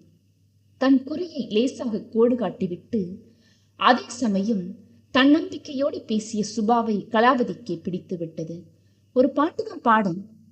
ஒரு முறை அம்மாவையும் அண்ணனையும் பார்த்துவிட்டு கணீர் என்று பாட ஆரம்பித்தாள் சுபா. அருவையாய் பிரவாகித்த குரல் எல்லோரையும் கட்டி போட்டது. பாடல் முடிந்து ஒரு நிமிடம் கழித்துதான் எல்லோரும் இயல்பு நிலைக்கு திரும்பினார்கள். ராஜசேகர் படபடவென்று கைகளை தட்டி ஒன்ஸ் மோர் என்று ஆர்ப்பரித்தார். முரளி சட்டென்று, மனநிலையை அறிய ஆசைப்பட்டதுனால பளிச்சுன்னு சொல்லிடுறேன், எனக்கு சுபாவை பிடிச்சிருக்கு, சுபாவுக்கும் சம்மதம்னா நீங்க ப்ரொசீட் பண்ணலாம்ப்பா என்றான். காவிரி அம்மாள் அசந்து போனாள். சதீஷே இதை எதிர்பார்க்கவில்லை. பெரியவர்கள் இழுத்தடிப்பார்கள், 2 நாட்களாவது டைம் எடுப்பார்கள், அதற்குள் ராஜசேகரிடம் பேசிவிடலாம் என்று நினைத்திருந்தான். இப்படியா முரளி பளிச்சென்று போட்டுடைக்க வேண்டும்? காவிரி அம்மாளு சந்தோஷத்தில் பூரித்து போனாள். சுபா முகத்தில் மகிழ்ச்சியும் நாணமும் மாறி மாறி மின்னல் அடித்தன. இதை சதீஷ் கவனிக்க தவறவில்லை. உள்ளுக்குள் தவித்து போனான். முரளி போல் தானும் ஏதாவது சொல்லியாக வேண்டும். மறுப்பை பளிச்சென்று சொன்னால் சூழ்நிலையை இருண்டு போகும். முரளி சுபாவை மறுத்து விடாதபடி மாதங்கியை தான் மறுக்க வேண்டும். இதை மெல்ல செய்ய அவகாசம் வேண்டும். அதனால் யோசித்து முடிவை சொல்ல வேண்டும். இப்படியெல்லாம் அவன் மனக்கணக்கு போட காவிரி அம்மாளோ ஒரே நொடியில் மகனின் திட்டத்தை பொடி பொடியாக்கினாள். அவளுக்கு நல்ல சம்பந்தம் கை நழுவி போய்விடாதே என்று பதைப்பு. காலண்டரை எடுத்து புரட்டியபடி, இங்க சுபாவோ சதீஷோ நான் கிழிச்ச கோட்டை தாண்ட மாட்டாங்க. இப்ப நேரம் நல்லா இருக்கு. நீங்க கொண்டு வந்திருக்கிற பூ பழத்தட்டையும் நான் வாங்கி வச்சிருக்கிற பழத்தட்டையும் ஒரே அச்சாரமா மாத்திக்கிட்டா என்ன? தாராளமா, மனசு ஒத்து போயாச்சு, பிறகு என்ன? வேணும்னா பின்னாடி நல்ல நாள் பார்த்து உறவுக்காரவங்களை கூப்பிட்டு ஒரு நிச்சயதார்த்தம் கூட செஞ்சிடலாம். ஓ தாராளமா என்று காவேரி அம்மாள் தன் அக்காவையும் அவள் கணவரையும் முன்னிறுத்தி தட்டை மாற்றிக்கொள்ள சொன்னாள். தன் கைமீறி எல்லாம் நடப்பதை பார்த்து பற்களை கடித்த சதீஷ் அதுவரை திரும்பி பார்க்காத மாதங்கி பக்கம் முதன்முறையாய் திரும்பி முறைத்தான். சதீஷ் அன்று லேட்டாய் அலுவலகத்திற்குள் நுழைந்தான். முதல் நாள் மாலை நடந்த நிச்சயதார்த்த நிகழ்ச்சி அவனை பெரிதும் பாதித்திருந்தது. இரவு முழுவதும் அவன் சரியாக உறங்கவில்லை. தன்னை பெரிதும் நம்பிய ஸ்ரீதரிடம் என்ன பதிலை சொல்வது என்று கலங்கி தவித்து உருகியதிலேயே உறக்கம் தொலைந்து போனது. விடிகாலை நேரம் தூங்கி லேட்டாய் எழுந்து அவதி என்று எதையோ அள்ளி போட்டுக்கொண்டு அலுவலகம் வந்து விட்டான். ஆனால் பிரச்சினைக்கு தீர்வு காணாத மன உளைச்சல் தலைவலியை தந்தது. டூர் போன ரிப்போர்ட்டை மட்டும் தந்துவிட்டு லீவ் போட்டு திரும்பி விடலாமா என்று கூட நினைத்தான். ஆனால் வீட்டில் தங்கை கேலி செய்தே கொள்கிறாள். காலையில் லேட்டாய் எழுந்ததற்கே என்னன்னா அண்ணி பத்தின நினப்பு, தூங்கவே இல்லையோ என்று ஆரம்பித்து விட்டாள். பதிலுக்கு இதேபோல் ஏதாவது கேலியை எதிர்பார்த்திருப்பாளோ என்னவோ. அவன் என்று கிளம்பி விட்டான். பாவம் சுபா. மாதங்கி மேல் உள்ள கோபத்தை சுபா மேல் இனி காட்டக்கூடாது என்று முடிவெடுத்தான். ஆனால் வீட்டுக்கு போனால் அவள் கேலியிலிருந்து தப்ப முடியாது. அதற்கு அலுவலகமே மேல். ஒரு காப்பியை வரவழைத்து குடித்துவிட்டு அனாசம் போட்டு கொண்டான். தலையில் கை வைத்துக் கொண்டு ரிப்போர்ட்டை எழுத ஆரம்பித்தான். மதியம் லஞ்ச் டயத்தில் வேண்டா வெறுப்பாய் கொண்டு வந்திருந்த டிஃபனை சாப்பிட்டான். எந்த நேரத்தில் ஸ்ரீதர் போன் செய்து விடுவானோ என்ற தவிப்பு ஒரு புறம் இருந்து கொண்டே இருந்தது. மதியம் 2 மணிக்கு மேல் அவன் பயந்தபடியே போன் வந்தது. ஸ்ரீதர், அம்மா பேசுறேன்பா. சதீஷ், என்ன நல்லா இருக்கியா என்றது எதிர்முனை. சொல்லுங்கம்மா, நல்லா இருக்கேன். ஸ்ரீதர் பத்தி உங்ககிட்ட பேசணுமேப்பா. ஸ்ரீதருக்கு என்னம்மா? ஐயோ ஒன்றும் இல்லப்பா, பதட்டப்படாத. எப்ப வர்ற? ஸ்ரீதர் லஞ்ச் சாப்பிட்டுட்டு போயிட்டானா? இப்பதான் போறான். அவன் இல்லாதப்ப உங்ககிட்ட பேசுறது நல்லதுன்னு தோணுச்சு. சற்றே யோசித்த சதீஷ், இன்னும் 1/2 மணி நேரத்துல வர்றேம்மா என்றான். ஸ்ரீதரின் அம்மா கொடுத்த சூடான காஃபி சதீஷின் தலைவலிக்கு இதமாய் இருந்தது. சொல்லுங்கம்மா. இவன் நேசிச்ச பொண்ணு வீட்டில இருந்து ஒரு தகவலும் இல்லப்பா. எடுத்த உடனேயே முதல் குண்டு விழுந்து விட்டது. நிலை குலைந்து போனான் சதீஷ். நேற்றுதான் அந்த பெண்ணுக்கும் எனக்கும் நிச்சயம் நடந்தது என்று எப்படி சொல்லுவான்? சம்மதம்னா இத்தனை நாள்ல வந்து பேசியிருக்க மாட்டாங்களா? மாதங்கி வீட்டினர் இவர்களிடம் எதுவுமே சொல்லவில்லையா? அவன் மனம் துடித்தது. தலை குனிந்து கொண்டான் சதீஷ். தன் கல்யாணத்திற்கு இந்த நல்ல மனுஷியை எப்படி அழைப்பான்? ஆசிர்வதிக்குமா இந்த தாய் மனம்? தன் மகன் விரும்பிய பெண்ணை கவர்ந்து விட்டான் என்று சபிக்காதா? சண்டாளி மாதங்கி இப்படி ஒரு இக்கட்டில் மாட்டிவிட்டு விட்டாளே. அவன் மனம் போடும் கூப்பாடு பற்றி அறியாமல் அம்மா தன் போக்கில் பேசிக்கொண்டே போனாள். ஸ்ரீதர் ரொம்ப மனசுடிஞ்சு போயிருக்கான்பா. அவளை விட்டா வேறு பொண்ணா இல்ல, சொன்னா கேட்க மாட்டேங்கிறான். சீதையை பிரிஞ்ச ராமர் மாதிரி திரியிறான். சரியான சாப்பாடு தூக்கம் கூட இல்லைன்னா பார்த்துக்கோயேன். ஒவ்வொரு சொல்லும் சதீஷை ஊசியாய் குத்தின. சரி, கொஞ்சம் விட்டு பிடிப்பும் நினைச்சேன். இப்ப என்னடான்னா 1 வருஷம் அமெரிக்கா போக வாய்ப்பு வந்திருக்கு, போறேன்னு ஒத்த கால்ல நிக்கிறான். சதீஷ் அதிர்ந்து போன. உங்களை தனியா விட்டுட்டான். என்னையும் வேணும்னா கூட்டிட்டு போறானா? இந்த வயசுல அமெரிக்காவும் ஆப்பிரிக்காவும் தேவையா எனக்கு? என்னோட கணவர் வாழ்ந்த இந்த வீட்டிலேயே நானும் இப்படியே இருந்துடணும்னு நினைக்கிறேன். இவன் என்னடான்னா இவனை நினைக்காத ஒரு பொண்ணுக்காக தேவதாஸ் மாதிரி திரிகிறேன்னு சொல்றான். ஊர் விட்டு ஊர் ஓடுறானு. கொஞ்சம் உன் நண்பன்கிட்ட சொல்லேன்பா. அம்மா, திருடன்கிட்டயே சாவியை ஒப்படைக்கிறீங்களா? அவன் மனம் ஓலமிட்டது. நீ பேசிப்பாருப்பா சதீஷ். அமெரிக்காவுக்கு போக வேணாம்னு சொல்லு. கடைசி காலத்துல என் புள்ள என்னை தனியா விட்டுட்டு போயிடுவானோன்னு பயமா இருக்குப்பா. இந்த ரணம் ஆறுன பின்னாடி வேறு ஒரு நல்ல பொண்ணா பார்த்து கல்யாணம் செஞ்சுக்கட்டும். என் காலத்துக்கு பின்னாடி புள்ள குட்டியோட அமெரிக்கா ஆப்பிரிக்கா எல்லாம் போய்க்கட்டும்பா. சொல்றியா கொஞ்சம்? சொல்றேம்மா. கொஞ்சம் சீக்கிரமா பேசுப்பா. தீவிரமா ஏற்பாடு செஞ்சுக்கிட்டு இருக்கான். அவன் ஏற்கனவே அமெரிக்கா போய் வந்தவன் தான். அதனால திரும்ப போறதெல்லாம் கஷ்டம் இல்லை. அவன் கவலையே எனக்கு பெரிய கவலையா இருக்குப்பா. நெஞ்சை அடைப்பது போல் இருக்க நீவி விட்டு கொண்டாள். கவலைப்படாதீங்கம்மா. ஒரே பையன்னு கேட்டதையெல்லாம் வாங்கி கொடுத்து செல்லமா வளர்த்தேன். அவன் கேட்ட பொண்ணு மனசை வாங்க முடியல பத்தியா? என்ன இல்லை என் பிள்ளைகிட்ட. அவங்க ஏன் அவனை மறுத்துட்டாங்கப்பா? குரல் இடறியது. நெஞ்சில் சுரீர் என்று ஒரு கூர் ஊசி குத்தல். வழி முகத்தில் மின்னலை வெடித்து மறைந்தது. அவன் பதில் பேச முடியாமல் உட்கார்ந்திருந்தான். அவளை சரியாக கவனிக்கவில்லை. அவள் உணர்ச்சியின் வழியை உணர்ந்து தலை குனிந்து உட்கார்ந்திருந்த அவனால் அவன் உடலின் வலியை உணர முடியவில்லை. கண்களை மூடி திறந்தவள் அருகே இருந்த மேஜை டிராயரை திறந்து மாத்திரைகளை எடுத்து போட்டுக்கொண்டாள். அப்போதுதான் அவளை கவனித்தவன் ஏதோ சரியில்லை என்று உணர்ந்து, என்னமாச்சு என்றான். ஒன்றுமில்லப்பா, இதை பற்றி பேசதான் கூப்பிட்டேன். சரி, நீ எப்படி இருக்கிற? சுபாவுக்கு ஏதாவது வரன் வந்துச்சா? சதீஷ் மென்று விழுங்கினான். பின்பு மெல்லிய குரலில் தயக்கமாய், ஒரு இடம் செட்டில் ஆகும் போல இருக்குமா? ஃபிக்ஸ் ஆன உடனேயே உங்களுக்கு சொல்கிறேன் என்னம்மா என்றான். சந்தோஷம்பா, நீயும் சீக்கிரமே கல்யாண சாப்பாடு போடன்னு. அம்மாவின் பேச்சு கஷ்டப்பட்டு வெளிவந்தது. அவன் அவளை சரியாய் கவனிக்கவில்லை. சந்தோஷமா? உண்மை தெரிஞ்சா உங்களால் சந்தோஷப்பட முடியுமாமா என்று அவன் மனதின் கூப்பாடு காரணமாய் தலை நிமிராமல் உட்கார்ந்திருந்தான். இதற்கு மேல் தாங்க முடியாது, கிளம்பி விடுவோம் என்று அவன் மெல்ல நிமிர்ந்த போதுதான் அம்மா பேச முடியாமல் தவித்துக்கொண்டு அவதிப்படுவது புரிந்தது. உடலெல்லாம் வியர்த்தது. பெரியதாக மூச்சு விட்டு விட்டு நெஞ்சை பிடித்து கொண்டு, அம்மா அம்மா, என்னம்மா செய்து உங்களுக்கு? நெஞ்சு வலிப்பா அவள் துடித்தாள். அடுத்த 5 நிமிடங்களில் ஸ்ரீதர் மருத்துவமனையின் அவசர சிகிச்சை பிரிவில் அம்மா சேர்க்கப்பட்டாள். 10 நாள் காரியங்கள் முடிந்துவிட்டன. அம்மா உயிருடன் இல்லை என்பதை ஸ்ரீதரால் ஜீரணிக்கவே முடியவில்லை. டாக்டர் என்ற முறையில் எத்தனை சாவுகளை பார்த்திருப்பான், எத்தனை வேதனைகளை சந்தித்திருப்பான். கல்லூரி நாட்களில் ஜிஹெச்சில் பார்த்த கேஸ்களும் மரணங்களும் எத்தனை எந்த புதிதில் நோயில் விழுந்து ஜீவமரண போராட்டத்தில் துடிக்கும் உயிர்களை காண சகிக்காமல், ஆண் என்ற காரணத்தால் உணர்வுகளை வெளிக்காட்ட முடியாமல் பாத்ரூமிற்குள் நுழைந்து கதவை தாளிட்டுக் கொண்டு கதறிய நாட்கள் எத்தனை எத்தனை. இப்போது அவளே தூசாகி போய்விட்டாள். காரியத்திற்கு வந்திருந்த சொற்ப உறவினரும் பறந்து விட்டனர். பெரிய வீட்டில் அவன் மட்டும் தனி ஆளாய் அம்மாவின் நினைவுகளோடு.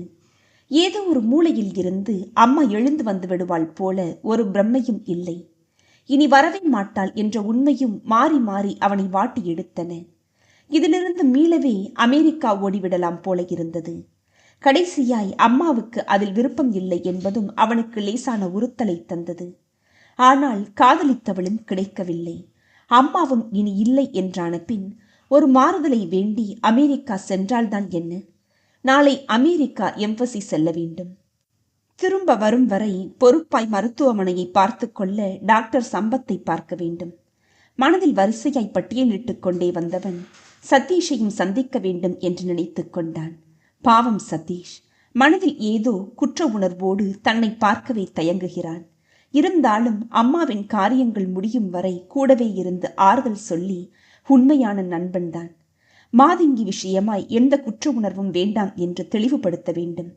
ரிசப்ஷனுக்கு வந்த கூட்டம் மெல்ல குறைந்தது. கோட்டும் சூட்டும் கழுத்தில் மலர் மாலையுமாய் நின்று கொண்டிருந்தான் சதீஷ். இந்த திருமணம் கூட அவனின் தோல்வியையும் மாதங்கியின் வெற்றியையும் தானோ? முகமெல்லாம் புன்சிரிப்பாய் புது மனைவியாய் அருகே நின்று கொண்டிருந்த மாதங்கியை ஓரக்கண்ணால் பார்த்தான். வெற்றி சிரிப்புதான் அவள் முகத்தில். இவன்தான் போலியாய் சிரிக்க வேண்டிய தோல்வி நிலையில் இருந்தான். ஸ்ரீதர் அருகே நின்றிருக்க வேண்டியவன். அவள் கழுத்தில் தாலி கட்டி பல மணி நேரம் ஆன போதிலும் இந்த எண்ணத்தை மட்டும் அவனால் மாற்ற முடியவில்லை. அவள் மேல் கோபம் மனதில் எரிமலையாய் குமுறியது. என்னடா மனைவியை இப்படி கண்ணாலே விழுங்குற? அப்புறமாட்டிக்கு ரொமான்ஸை கண்டினியூ பண்ண, இப்ப சாப்பிடவா? நண்பன் அழைக்க மாலையை கழட்டி நாற்காலியின் முதுகில் மாட்டிவிட்டு நண்பனோட டைனிங் ஹாலை நோக்கி நடந்தான். மாதங்கியும் தொடர்ந்தாள். அவளை பொருட்படுத்தாமல் அவன் நடந்தான். வெற்றிலை பாக்கை மென்றபடி அப்பாடா என்ற அறைக்குள் வந்து உட்கார்ந்தவனை நண்பர்கள் விடவில்லை. எல்லை மீறிய கிண்டல் தூள் பறந்தது அங்கே. அண்ணா என்று அழைத்தபடி அவனுடைய புது சட்டையோடு உள்ளே நுழைந்தாள் சுபா.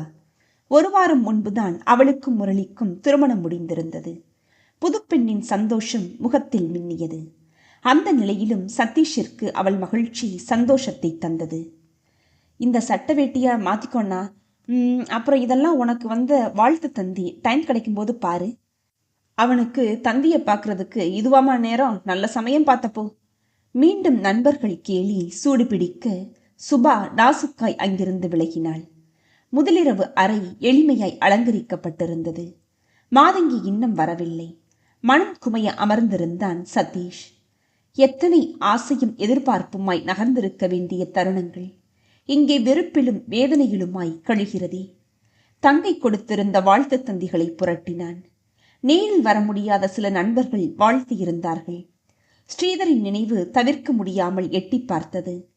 காலையில் மறக்காமல் அமெரிக்காவிலிருந்து மண்டபத்திற்கே போன் செய்து வாழ்த்து பேசினான். இவனால் தான் சரியாக பேச முடியவில்லை.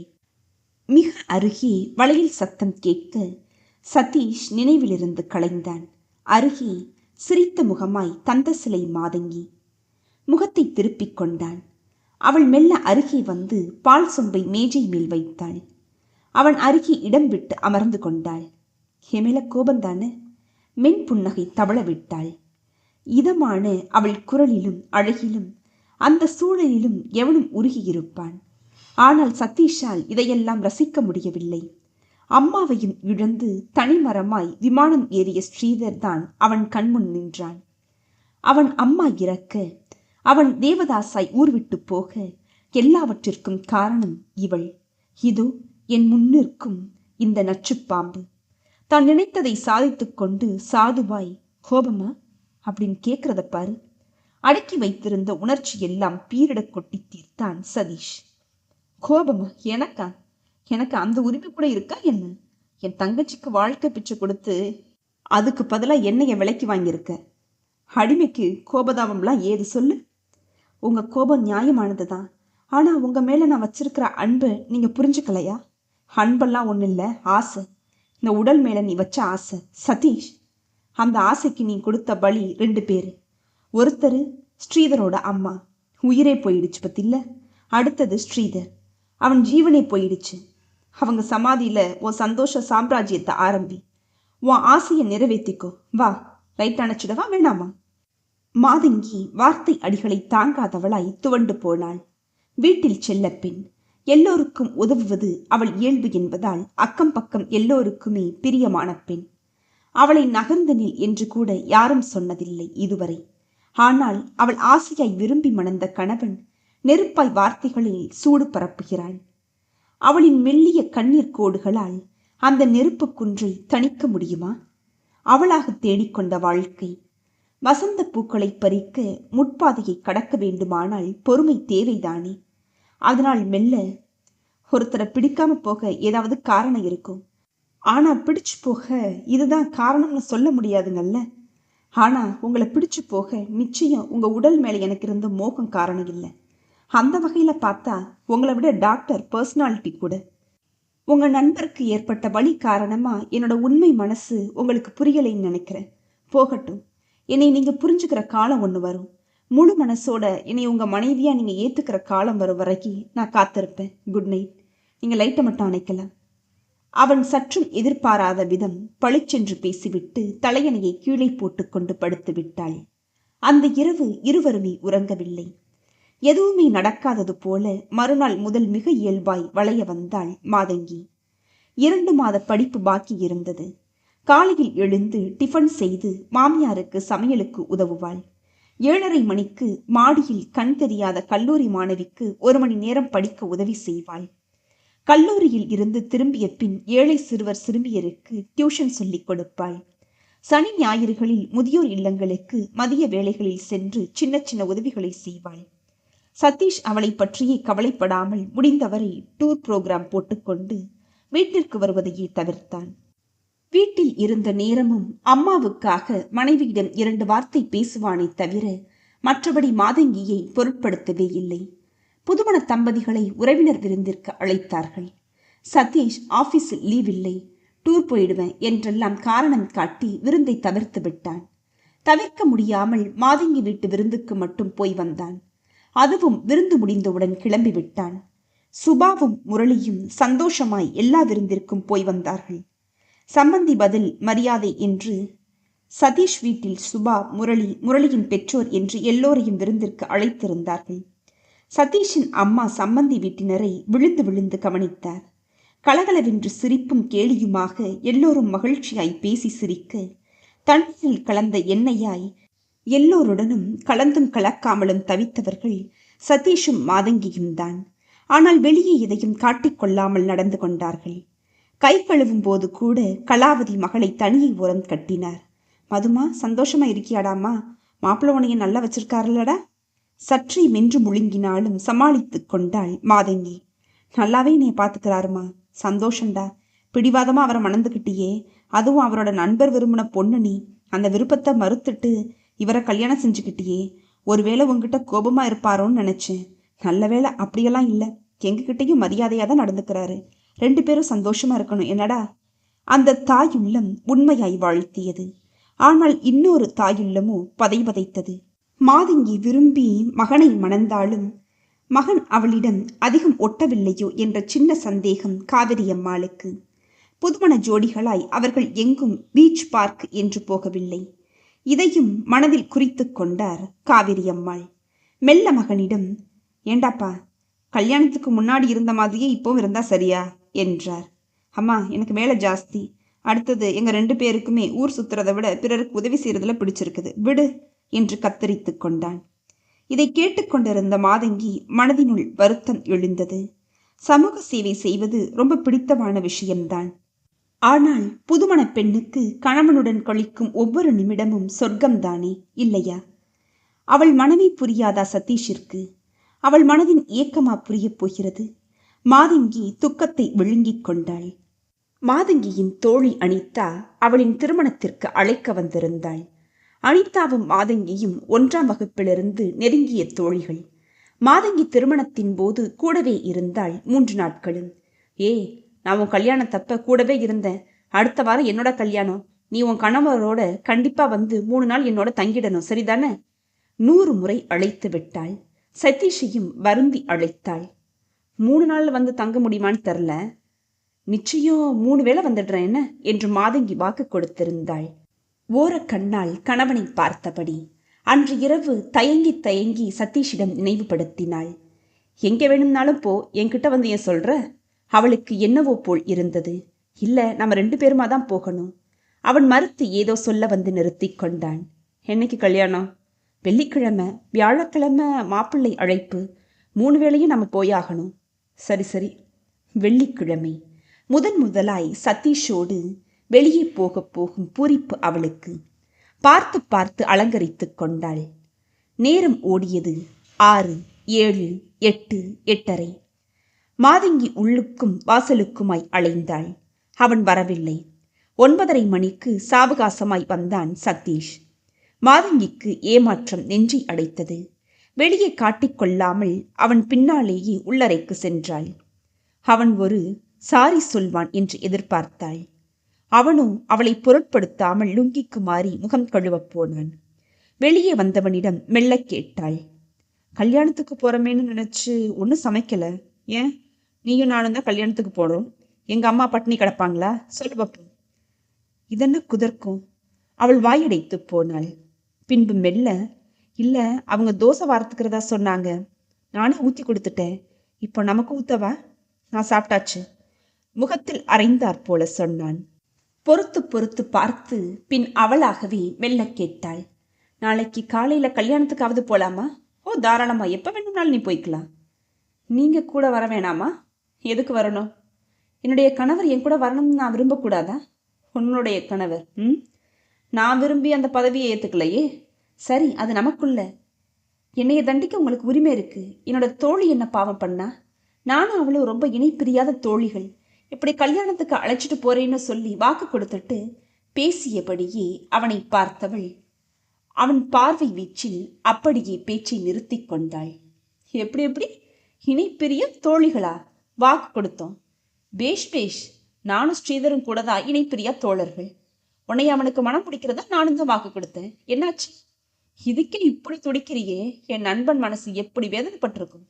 உன் சந்தோஷம் மட்டும்தான் பிரதானமா நினைக்கிற உனக்கு மற்றவங்க மனசை பத்தி என்ன தெரியும்? முறைத்து விட்டு திரும்பி படுத்தான். தூங்கி போனான். சாப்பிடாமல் அப்படியே படுத்த மாதங்கி இரவு முழுவதும் தூங்காமல் தவித்தாள். மகனுக்கும் மருமகளுக்கும் ஊடல் என்பதை யூகித்த காவேரி அம்மாள் கொஞ்சம் விட்டு பிடிப்போம் என்று ஓரிரு மாதம் பொறுத்து பார்த்தார். ஆனால் அவர்கள் எலியும் பூனையுமாய் கண்ணாம்பூச்சி ஆடுவதைக் காண மேலும் சகிக்கவில்லை அவருக்கு. அதனால் மகனிடம் அரிக்க ஆரம்பித்தாள். இது என்னடா இது, புதுசா கல்யாணமான ஜோடி மாதிரியா 2 பேரும் இருக்கிறீங்க, ஒரு பீச் சினிமால கூட எங்கேயும் போகாம.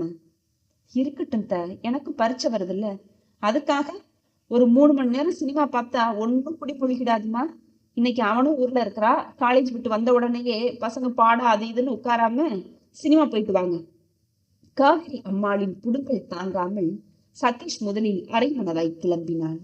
நம்ம பொண்ணை அவங்க வீட்டுல எப்படி நல்லா வச்சிருக்கிறாங்க, அந்த வீட்டு பொண்ணை ஒரு சினிமாவுக்கு கூட நீ கூட்டிட்டு போகலைன்னா எப்பட்றா என்ற வரி அவனை அசைத்தது. மாமியாரை மனதார வாழ்த்தி கொண்டு சந்தோஷமாய் கிளம்பினாள் மாதங்கி. துறவு வாழ்க்கை போல் அவனை நெருங்காமல் வாழ்ந்தாலும் அவளும் ஆசையும் பாசமும் உள்ள சின்ன பெண்தானே. சதீஷிற்கே சின்ன குதூகலம் எழுந்தது.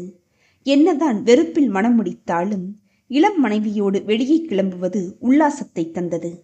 பூக்கடையின் முன் வண்டியை நிறுத்தினான். அவளுக்கு என்ன பூ பிடிக்கும் என்று தெரியாது. 50 ரூபாயை அவளிடம் நீட்டி பூ வாங்கிக்க என்றான். அவளுக்கு உலகமே தன் கைக்குள் வந்தது போல இருந்தது.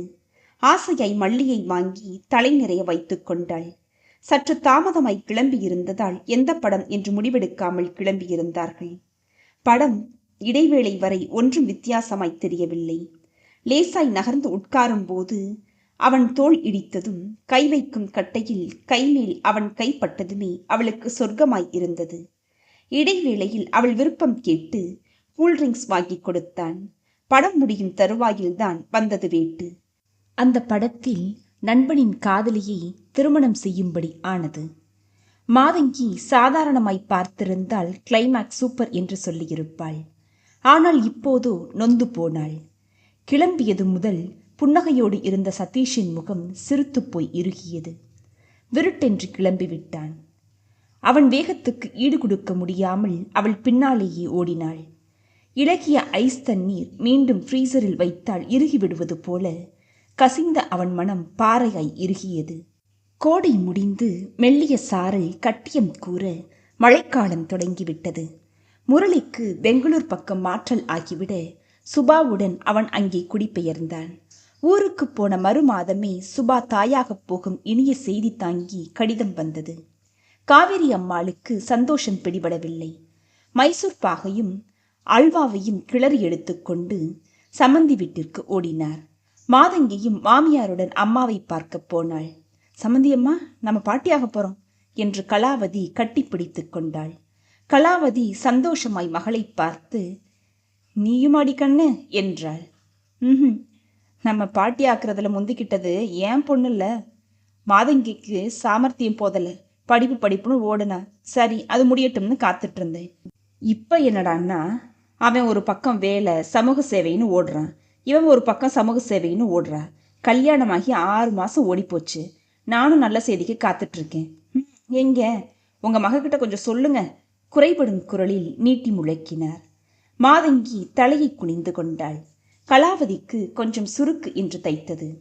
ஊனமான இந்த அம்மாளின் மகளை மணமகளாய் ஏற்று நல்ல விதமாய் நடத்துகிறோம். அப்படி இருக்க இந்த அம்மாள் தன் மகளை குறை கூறுவது, அதுவும் திருமணமாகி 6 மாதத்திற்குள் தாயாகவில்லை என்று யாராவது ஏசுவார்களா? பதிலடி கொடுக்காமல் விடுவதாவது?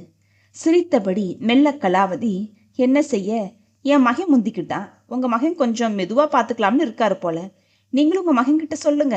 சரி, டிஃபன் சாப்பிடலாம் வாங்க என்று வாழைப்பழத்தில் ஊசி எட்டியது போல கூறினார். காவிரி அம்மாளின் முகம் விழுந்து போனது. தான் சுருக்கென்று பேசும் வார்த்தைகள் மனதில் நிற்பதில்லை. ஆனால் எதிராளி பேசுவது மனதில் ஆறாத வடுவாய் நின்று விடுகின்றன. காவிரி அம்மாளுக்கும் அப்படித்தான் இருந்தது. தான் மாதங்கியை முதலில் குறை கூறினோம் என்பது மனதில் நிற்கவில்லை. மாறாக கலாவதி தன் மகன் மேல் குறை கூறுவது அவரை பாதித்தது. அதன் எதிரொலியாய் மாதங்கியை வார்த்தைகளால் சாடத் தொடங்கினார். அவள் அனாதை குழந்தைகள் இல்லத்திற்கு சேவை செய்ய என்று கிளம்பினால், போப்போ, வீட்டில் என்ன குழந்தையா குட்டியா, அங்கேயாவது போய் 4 குழந்தைகளை பாரு, எனக்கு தான் அந்த குடுப்பனையே இல்லையே என்பார். முதியோர் இல்லத்திற்கு கிளம்பினால், போய் அந்த கிழங்களையாவது திருப்திப்படுத்து, என்னை பற்றி என்ன அக்கறை உனக்கு என்பார். அதுவும் சுபாவிடமிருந்து வாந்தி, தலை சுற்றல் என்று ஏதாவது கடிதம் வந்துவிட்டால் போதும். அந்த பொண்ணு பாவம் அங்கே தவிக்குது. இங்கே வீட்டை கவனிக்காம சமூக சேவைன்னு ஊர் சுத்துறவங்களுக்காக வீட்டை காத்து கிடக்க வேண்டி கிடக்கு. என்ன பண்றது என்று புலம்பத் தொடங்கி விடுவார். இத்தனைக்கும் மாதங்கி வேலையெல்லாம் முடித்துவிட்டுதான் எங்கும் கிளம்புவாள். அதே போல சுபாவும் தனக்கு அங்கே வேலைக்கும் சமையலுக்கும் நல்ல ஆட்கள் கிடைத்திருப்பதால் அம்மா அவசரப்பட்டு அங்கே வரவேண்டாம் என்று எழுதியிருந்தாள். நாளுக்கு நாள் மாதங்கியை வார்த்தையால் வதைப்பது அதிகரித்தது. முதலில் சதீஷ் காது வரை இது செல்லவில்லை. ஆனால் போக போக அம்மாவின் புலம்பல் அவன் கவனத்திற்கு வரத் தொடங்கியது. மாதங்கியோடு சேர்ந்து அம்மாவின் மேலும் எரிச்சல் எழுந்தது சதீஷிற்கு. அம்மா மாதங்கியை வார்த்தையால் வறுக்கும் போதெல்லாம் சற்றே மனம் நெகிழ்ந்தாலும் தன்னையும் தன் நண்பனையும் வருத்திய மாதங்கிக்கு இது தேவைதான் என்று ஒரு மனம் குதிகளிக்கத்தான் செய்தது. மாதங்கியோ துடித்தாலும் வெளியே காட்டிக்கொள்ளவில்லை. கொண்டவன் தூற்றினால் கூரையும் அல்லவா தூற்றும். கணவன் ஆதரவு இல்லாத பெண்களுக்கு அந்த வீட்டு வேலைக்காரி கூட மரியாதை தரமாட்டாளே. மகன் வாய்மூடி இருப்பது காவேரி அம்மாளுக்கு சௌகரியமாய் போய்விட்டது. இவளை எது சொன்னாலும் செய்தாலும் கேட்பார் கிடையாது என்று முடிவிற்கு வந்தார். சொல்லால் முதலில் வருத்தியவர் சின்ன சின்னதாய் மகன் அறியா வண்ணம் இடிப்பது குட்டுவது என்று கை ஓங்கினார். அடுத்தவர் துன்பம் கண்டே பொறுக்காத மாதங்கி மாமியாரின் செய்கைகளால் அதிர்ந்து துவண்டு போனாள். ஆதரவு தராத கணவனிடமா சொல்லி அழ முடியும்? சொன்னால்தான் நம்புவானா? ஏதோ எங்க அம்மா உன்னைய 2 வார்த்தை பேசிடுறாங்க, அதுக்காக அவங்க மேல இப்படி பழி சுமத்தாத என்ன? இப்படித்தானே சொல்லுவான். மனைவியிடம் அன்பாய் இருக்கும் பல கணவன்மார்கள் கூட அம்மாவா மனைவியா என்று வரும்போது அம்மா பக்கம்தானே. அது நியாயமில்லாத போதும் பேசுகிறார்கள். அதுபோலத்தான் சதீஷ் தன்னிடம் அன்பாகத்தான் இருக்கிறார். ஆனால் அம்மா பக்கம் உலக வழக்கப்படி பரிந்து பேசுகிறார் என்று எடுத்துக்கொள்வோமே என்று தன்னைத்தானே ஏமாற்றிக் கொண்டாள் பேதை பெண். காவிரி அம்மாளோ விரதம் வேண்டுதல் என்ற பெயரில் அவளை பல நாட்கள் பட்டினி கிடக்க வைத்தார். கோவில் கோவிலாய் அடிப்பிரதட்சணம் அங்க பிரதட்சணம் செய்ய வைத்தார். கடவுளே மனம் இறங்கினாலும் கணவன் மனம் இறங்காதவரை எப்படி பிள்ளை வரம் கிடைக்கும்? சொல்லவும் முடியாமல் விழுங்கவும் வழியில்லாமல் தவித்தபடி எல்லாவற்றையும் தாங்கப் பழகினாள் மாதங்கி. கணவனின் பாராமுகமும் மாமியாரின் படுத்தலையும் மறக்க இன்னும் அதிகமாய் சமூக சேவையில் ஈடுபட ஆரம்பித்தாள் மாதங்கி. வேலைக்கும் முயற்சி செய்ய நினைத்தாள். அது பற்றி சதீஷிடம் பேச நேரம் எதிர்பார்த்து காத்திருந்தாள். சதீஷ் வழக்கமாகவே அலுவலகம் முடிந்து தான் நடத்தும் சேவை மையத்திற்கோ அதன் மூலம் நடக்கும் சேவை நிகழ்ச்சிகளுக்கோ போய்விட்டு மாலை 8 மணிக்கு மேல்தான் வீடு திரும்புவான். திருமணத்திற்கு பிறகு 9 மணிக்கு குறைந்து வீடு திரும்புவதில்லை என்பதில் பிடிவாதமாய் இருந்தான். அன்று என்னவோ அதிசயமாய் 5 மணிக்கே வீடு திரும்பிவிட்டான். அம்மா காஃபி என்று குரல் கொடுத்துவிட்டு முகம் கழுவி துடைத்து பால்கனியில் நாற்காலி போட்டு உட்கார்ந்து கொண்டான். மாதங்கி அருகில் வந்து நின்றாள். கண்டிப்பான குரலில் என்ன வேணும் என்றான். ஆனால் குரல் பிசிறியது. வேலைக்கு ட்ரை பண்ணலான்னு இருக்கிறேன், என்ன சொல்றீங்க? உன்னோட வாழ்க்கை நீயே முடிவெடு, நான் என்ன சொல்ல? என்னுடைய ஹஸ்பண்ட் நீங்க, உங்களோட கருத்து? தாலி கட்டிட்டா ஹஸ்பண்ட் ஆயிட முடியுமா? நல்ல தமாஷ் தான் போ. ஏதோ ஜோக் சொன்னது போல சிரித்தான். அவள் முகம் வாடியது. சற்று நேரம் அப்படியே நின்றான். சதீஷ் கண்களை மூடிக்கொண்டான். அவள் மெல்ல அங்கிருந்து நகர்ந்தாள். இரவு சாப்பிடும்போது காவிரி அம்மாள் ஆரம்பித்தாள். சுபாவுக்கு 2 மாசத்துல சீமந்தம் பண்ணணும்டா. அவளுக்கு டாக்டர் அங்கேயே செக்அப் செய்யறதுனால பிரசவத்தை பெங்களூர்லயே வச்சுக்கிடலாம்னு மாப்பிள்ள நினைக்கிறாரு. பிரயாணமும் அவளுக்கு நல்லது இல்லைன்னு டாக்டர் சொல்றாங்களா. அதனால சீமந்தத்தை பெங்களூர்லயே வச்சிடலாம்னு சம்மந்தி வீட்டில் முடிவு செஞ்சிருக்காங்க. நாம சீரெல்லாம் செய்யணும்ல, செஞ்சிடலாமா? சீமந்தம் முடிஞ்ச கையோட நான் அங்கேயே தங்கிட போறேன், சுபாவுக்கு உதவியா. சரி சரி. இங்கே என்ன புள்ளையா குட்டியா? நான் இல்லாட்டி யார் கஷ்டப்பட போறாங்க? பரிமாறிக்கொண்டிருந்த மாதங்கி மெல்ல சமையல் அறைக்குள் நுழைந்து கொண்டாள். அம்மா அவளை நோகடிக்க தான் அவளை நெருங்காமல் இருப்பதுதானே காரணம் என்ற குற்ற உணர்வு ஏற்பட்டது. நெருங்க முடியாமல் தவிக்க தவிக்க அதற்கு காரணம் அவள் நண்பனின் காதலி. கோபமும் எரிச்சலும் எழ அம்மாவை முறைத்தான். உன்னை யாரும் போக வேணான்னு சொல்லலையே, தாராளமா போயிட்டு வா. ஏன்ட்ட எரிஞ்சு விழுகிற? நான் என்ன தப்பா ஆசைப்பட்டுட்டேன்? ஒரு பேரனோ பேத்தியோ கண்ணை மூடுறதுக்குள்ள பார்க்கணும்னு விரும்புறது இந்த வயசுல தப்பா? உனக்கு தான் பல டாக்டர்களை தெரியும்ல, மாதங்கியும் நீயுமா டெஸ்ட் பண்ணிக்க கூடாதா? ஏமா, பிறக்காத குழந்தைக்காக வாழ்ற 2 ஜீவன்களையும் வதைக்கிற? சுபா வாழ்க்கைக்காகத்தானே கவலைப்பட்ட. அவளுக்கு நல்ல வாழ்க்கை அமைஞ்சு குழந்தையும் பிறக்க போகுது. அதுக்காக சந்தோஷப்படு. எனக்காக அப்புறமா கவலைப்படலாம் என்ன? பாதி சாப்பாட்டில் கை உதறி எழுந்து போனான் சதீஷ். அம்மா கவலையாய் அவனை பார்த்தார். இரவு வழக்கம் போல மாதங்கி தனக்கு தனியே படுக்கை விரித்து படுத்தாள். தூக்கம் வராமல் கட்டிலில் படுத்திருந்த சதீஷ் மெல்ல திரும்பி அவளை பார்த்தான். கார் ஓட்ட, சமைக்க, வீட்டு வேலை செய்ய ஆட்கள் என்று படை சூழ ஒரு இளவரசியாய் வசதியாய் வாழ்ந்தவள். பாவம், இங்கே எல்லா வேலைகளையும் செய்து கொண்டு தன் பாராமுகத்திற்கும் ஈடு கொடுத்து அம்மாவின் புடுங்களையும் சமாளித்து கஷ்டப்படுகிறாளே. தன்னை மணப்பதில் ஏன் இந்த பிடிவாதம்? மாதங்கி, கனிவாய் அழைத்தான். திரும்பி படுத்திருந்தவள் விருட்டென்று எழுந்து இவன் பக்கம் திரும்பி என்றாள். உனக்கு எதுக்கு இந்த அவஸ்தை? என்னை ஏன் பிடிவாதமா கல்யாணம் பண்ணிக்கிட்டு தவிக்கணும்? அவள் மெல்ல சிரித்தாள். காதல் தான். இதுதான் காதல்னு நினைக்கிறேன். உங்களுக்காக எந்த கஷ்டத்தையும் தாங்கிக்கலாம்னு தோணுது. My God! அவன் கண்களை மூடி திறந்தான். என்னால் உன்னை நெருங்கவே முடியாது மாதங்கி. என்னைய பொறுத்தவரை முதல் பார்வையிலேயே என் ஃப்ரெண்டோட மனைவியா பதிஞ்சு போயிட்ட. உன்னைய பார்த்தாலே என் மனைவியா நினைக்க முடியல என்னால். அவன் குரலில் உண்மையான ஆதங்கம் இருந்தது. என் மனசுல உங்களை வச்சுக்கிட்டு உங்க நண்பருக்கு உண்மையான மனைவியா என்னால் வாழ்ந்திருக்க முடியாது. ஆனா உங்க மனசுல இதுவரை யாருக்கும் இடம் தரல இல்ல. அந்த இடம் நிச்சயம் ஒரு நாள் எனக்கு கிடைக்கும். அதுவரை என்ன சோதனை வந்தாலும் தாங்கிப்பேன். நீங்க அனாவசியமா கவலைப்பட வேணாம். கிட்டத்தட்ட 1 வருஷம் ஆக போகுது மாதங்கி. என் மனசால உன்னைய நெருங்க முடியலையே. இனியும் அது முடியுமான்னு தோணல. பரவாயில்ல, தாம்பத்திய உறவு ஒண்ணுதான் நல்ல கணவன் மனைவிக்கான அடையாளமா சதீஷ்? நீங்களே சொல்லுங்க. அவளை நிமிர்ந்து பார்த்தான். முதல் முறையாய் அவள் மேல் அவனுக்கு மதிப்பு ஏற்பட்டது.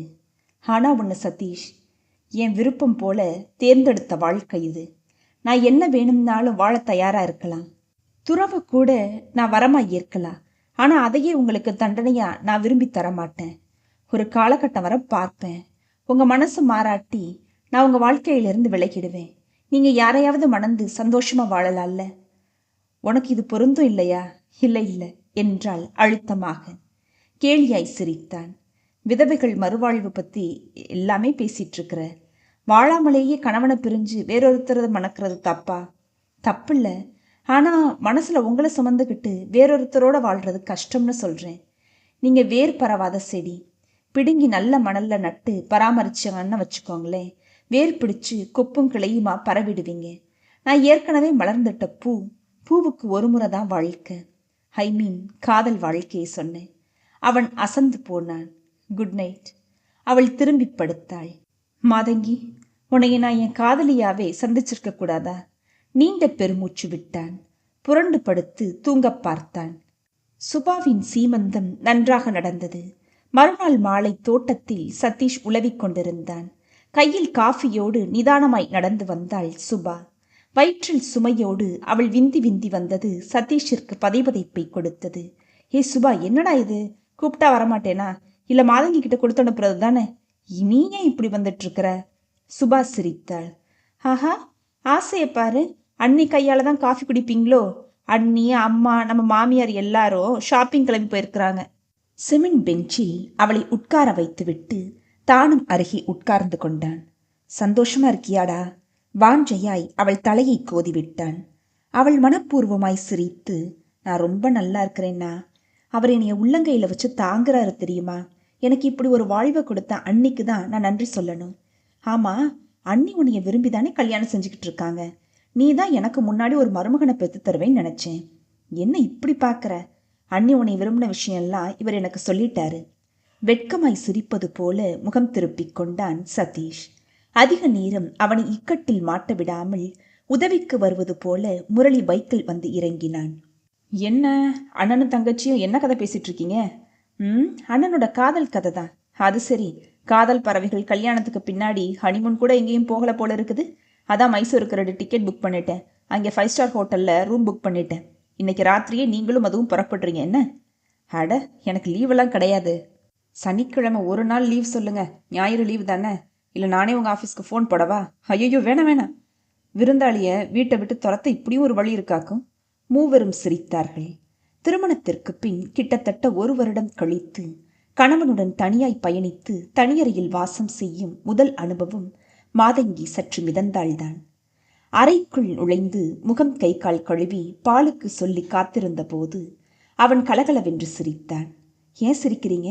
இல்லை, மனசு ஒன்றுனவங்க 100 பேர் மத்தியில் கூட அந்யோன்யத்தோட உணர முடியும். நம்மளை போல இருக்கிறவங்களுக்கு தனிமை பயணமெல்லாம் அவசியமானு யோசிச்சேன். சிரிப்பு வந்துச்சு. ஆனால் அவள் முகம் வாடியது. அவன் கவனித்து சட்டென்று பேச்சை மாற்றினான். உங்கள் வீட்டில் என் தங்கச்சியை நல்லா கவனிச்சுக்கிறாங்க போல. உங்கள் அண்ணன் அவ மேலே உசுரையே வச்சிருக்கிறாரு. தனி அறையில் அவனும் மாதங்கியும் எதிரும் புதிருமாய் உட்கார்ந்திருந்தார்கள். முரளியைப் போல கூட மனம் மாறி மாதங்கியை ஏற்க தன்னால் முடியவில்லையே. பால் வந்தவுடன் குடித்தார்கள். மாதங்கி, ரொம்ப தலைவலிக்குது, இப்படியே காத்தாட நடந்து போயிட்டு மாத்திரை வாங்கிட்டு வர்றேன், நீ படுத்து ரெஸ்ட் எடு. கதவை தாழ் போட்டுக்கோ. லிஃப்டில் இறங்கி காரிடரை கடந்து படிகளில் இறங்கிய போது எதிரே ஒருவர் மேல் மோதிக்கொள்ள சட்டென்று விலகி சாரி என்று நிமிர்ந்தவன் சந்தோஷ அதிர்ச்சிக்கு உள்ளானான். ஸ்ரீதர் என்று ஆச்சரியமாய் அவன் கரம் பற்ற ஸ்ரீதரும் சதீஷ் என்று அவனை தழுவிக்கொண்டான். எப்படா ஸ்டேட்ஸ்ல இருந்து வந்த? 2 நாள் ஆகுதுடா. நேராக ஒரு மெடிக்கல் கான்ஃபரன்ஸ்னு பெங்களூர் வந்துட்டேன். இன்னைக்கு இங்கே ரெஸ்ட் எடுத்துட்டு நாளைக்கு சென்னை கிளம்புறேன். அப்புறம் நீ எப்படி இங்கே? உன் திருமண வாழ்க்கையில் எப்படி இருக்கு? உன் மன வாழ்க்கையில் சஞ்சலை ஏற்படுத்தக்கூடாதுன்னு தான் நான் அங்கேருந்து எந்த தொடர்பும் உன்னோட வச்சுக்கல. அதுவரை மலர்ந்திருந்த சதீஷின் முகம் சட்டென்று வாடியது.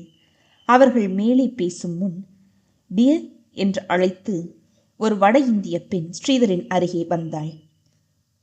ஓ சோனா என்று ஸ்ரீதர் சதீஷின் பக்கம் திரும்பி, சதீஷ், இது சோனா, என்னோட மனைவி. சோனா, ஏ மேரா தோஸ்த் சதீஷ் என்று அறிமுகப்படுத்தினான். நீ ரூமுக்கு போ சோனா, நான் என் நண்பனோட கொஞ்சம் வாக் போயிட்டு வர்றேன் என்று அவளை அனுப்பிவிட்டு இவனோடு இணையாக நடந்தான். சாரிடா, அவள் அமெரிக்காவிலேயே பிறந்து வளர்ந்தவ, காதலிச்சோம். இந்தியா வராதுக்குள்ள முடிக்கணும்னு அவசரமாக கல்யாணம் செஞ்சுக்கிட்டதுனால யாருக்குமே இங்கே உனக்கு கூட இன்ஃபார்ம் செய்ய முடியல. ரொம்ப சாரிடா. சதீஷிற்கு பேச்சே வரவில்லை. இல்லை, இதுவும் காதல் கல்யாணமா? ஸ்ரீதர் புரிந்து கொண்டது போல பார்த்தான். எஸ், பட்ட மரம் துளிர்க்கிறது இயற்கைதானே சதீஷ். முதல் காதல் மறக்க முடியாதுன்னு சொல்லுவாங்க. Maybe true. ஆனால் என் கேஸில் முதல் காதலை சுத்தமாக மனசை விட்டு தொடச்சிட்டேன். ஏன்னா நீ என்னோட நண்பன், அவளோட கணவன். அப்போ மாதங்கிக்கு உன் மனசில் இடமா? இருக்குதே, என் நண்பனோட மனைவி, ஒரு உயர்ந்த ஸ்தானம். இனி மாதங்கி ஸ்ரீதரோட காதலி இல்லை, ஸ்ரீதரோட நண்பரோட மனைவி, நண்பனின் மனைவி. நண்பனோட மனைவி சதீஷ் மனதில் சொல்லிக் கொண்டான். மேகம் விலகி நிலா முழுமையாய் வெளிப்பட்டது. அதுவரை இருட்டில் பூதமாய் தெரிந்த நிலா வெளிச்சத்தில் பூக்களை தாங்கிய அழகிய மரமாய் தெளிந்தது. அவன் மனதிலும் மேகம் விலகியது. தலைவலி மாத்திரையோடு கணவன் வந்து நிற்பான் என்று எதிர்பார்த்த மாதங்கி கணவன் மல்லிகை பூவோடு வருவான் என்று எதிர்பார்க்கவில்லை. அவளிடம் பூவை நீட்டிய சதீஷ், எங்க அம்மா ஆசையை நிறைவேற்றலான்னு முடிவு பண்ணிட்டேன் என்றபடி அவளை அள்ளி எடுத்து படுக்கையில் போட்டு அருகே புரண்டான். அதற்கு மேல் அங்கே நிற்க வெட்கிய நிலவு மட்டும் மீண்டும் மேகத்திற்குள் ஒளிந்து கொண்டது. கைஸ், இந்த கதை உங்களுக்கு பிடிச்சிருக்குன்னு நம்புறேன். இது மாதிரியான கதைகள் கேட்கணும்னா ப்ளீஸ் சப்ஸ்கிரைப். அது போக லைக், ஷேர் அண்ட் கமெண்ட். அப்பதான் நான் அடுத்தடுத்து போடுற கதைகளுக்கான நோட்டிஃபிகேஷன் உங்களை வந்து சேரும். நன்றி.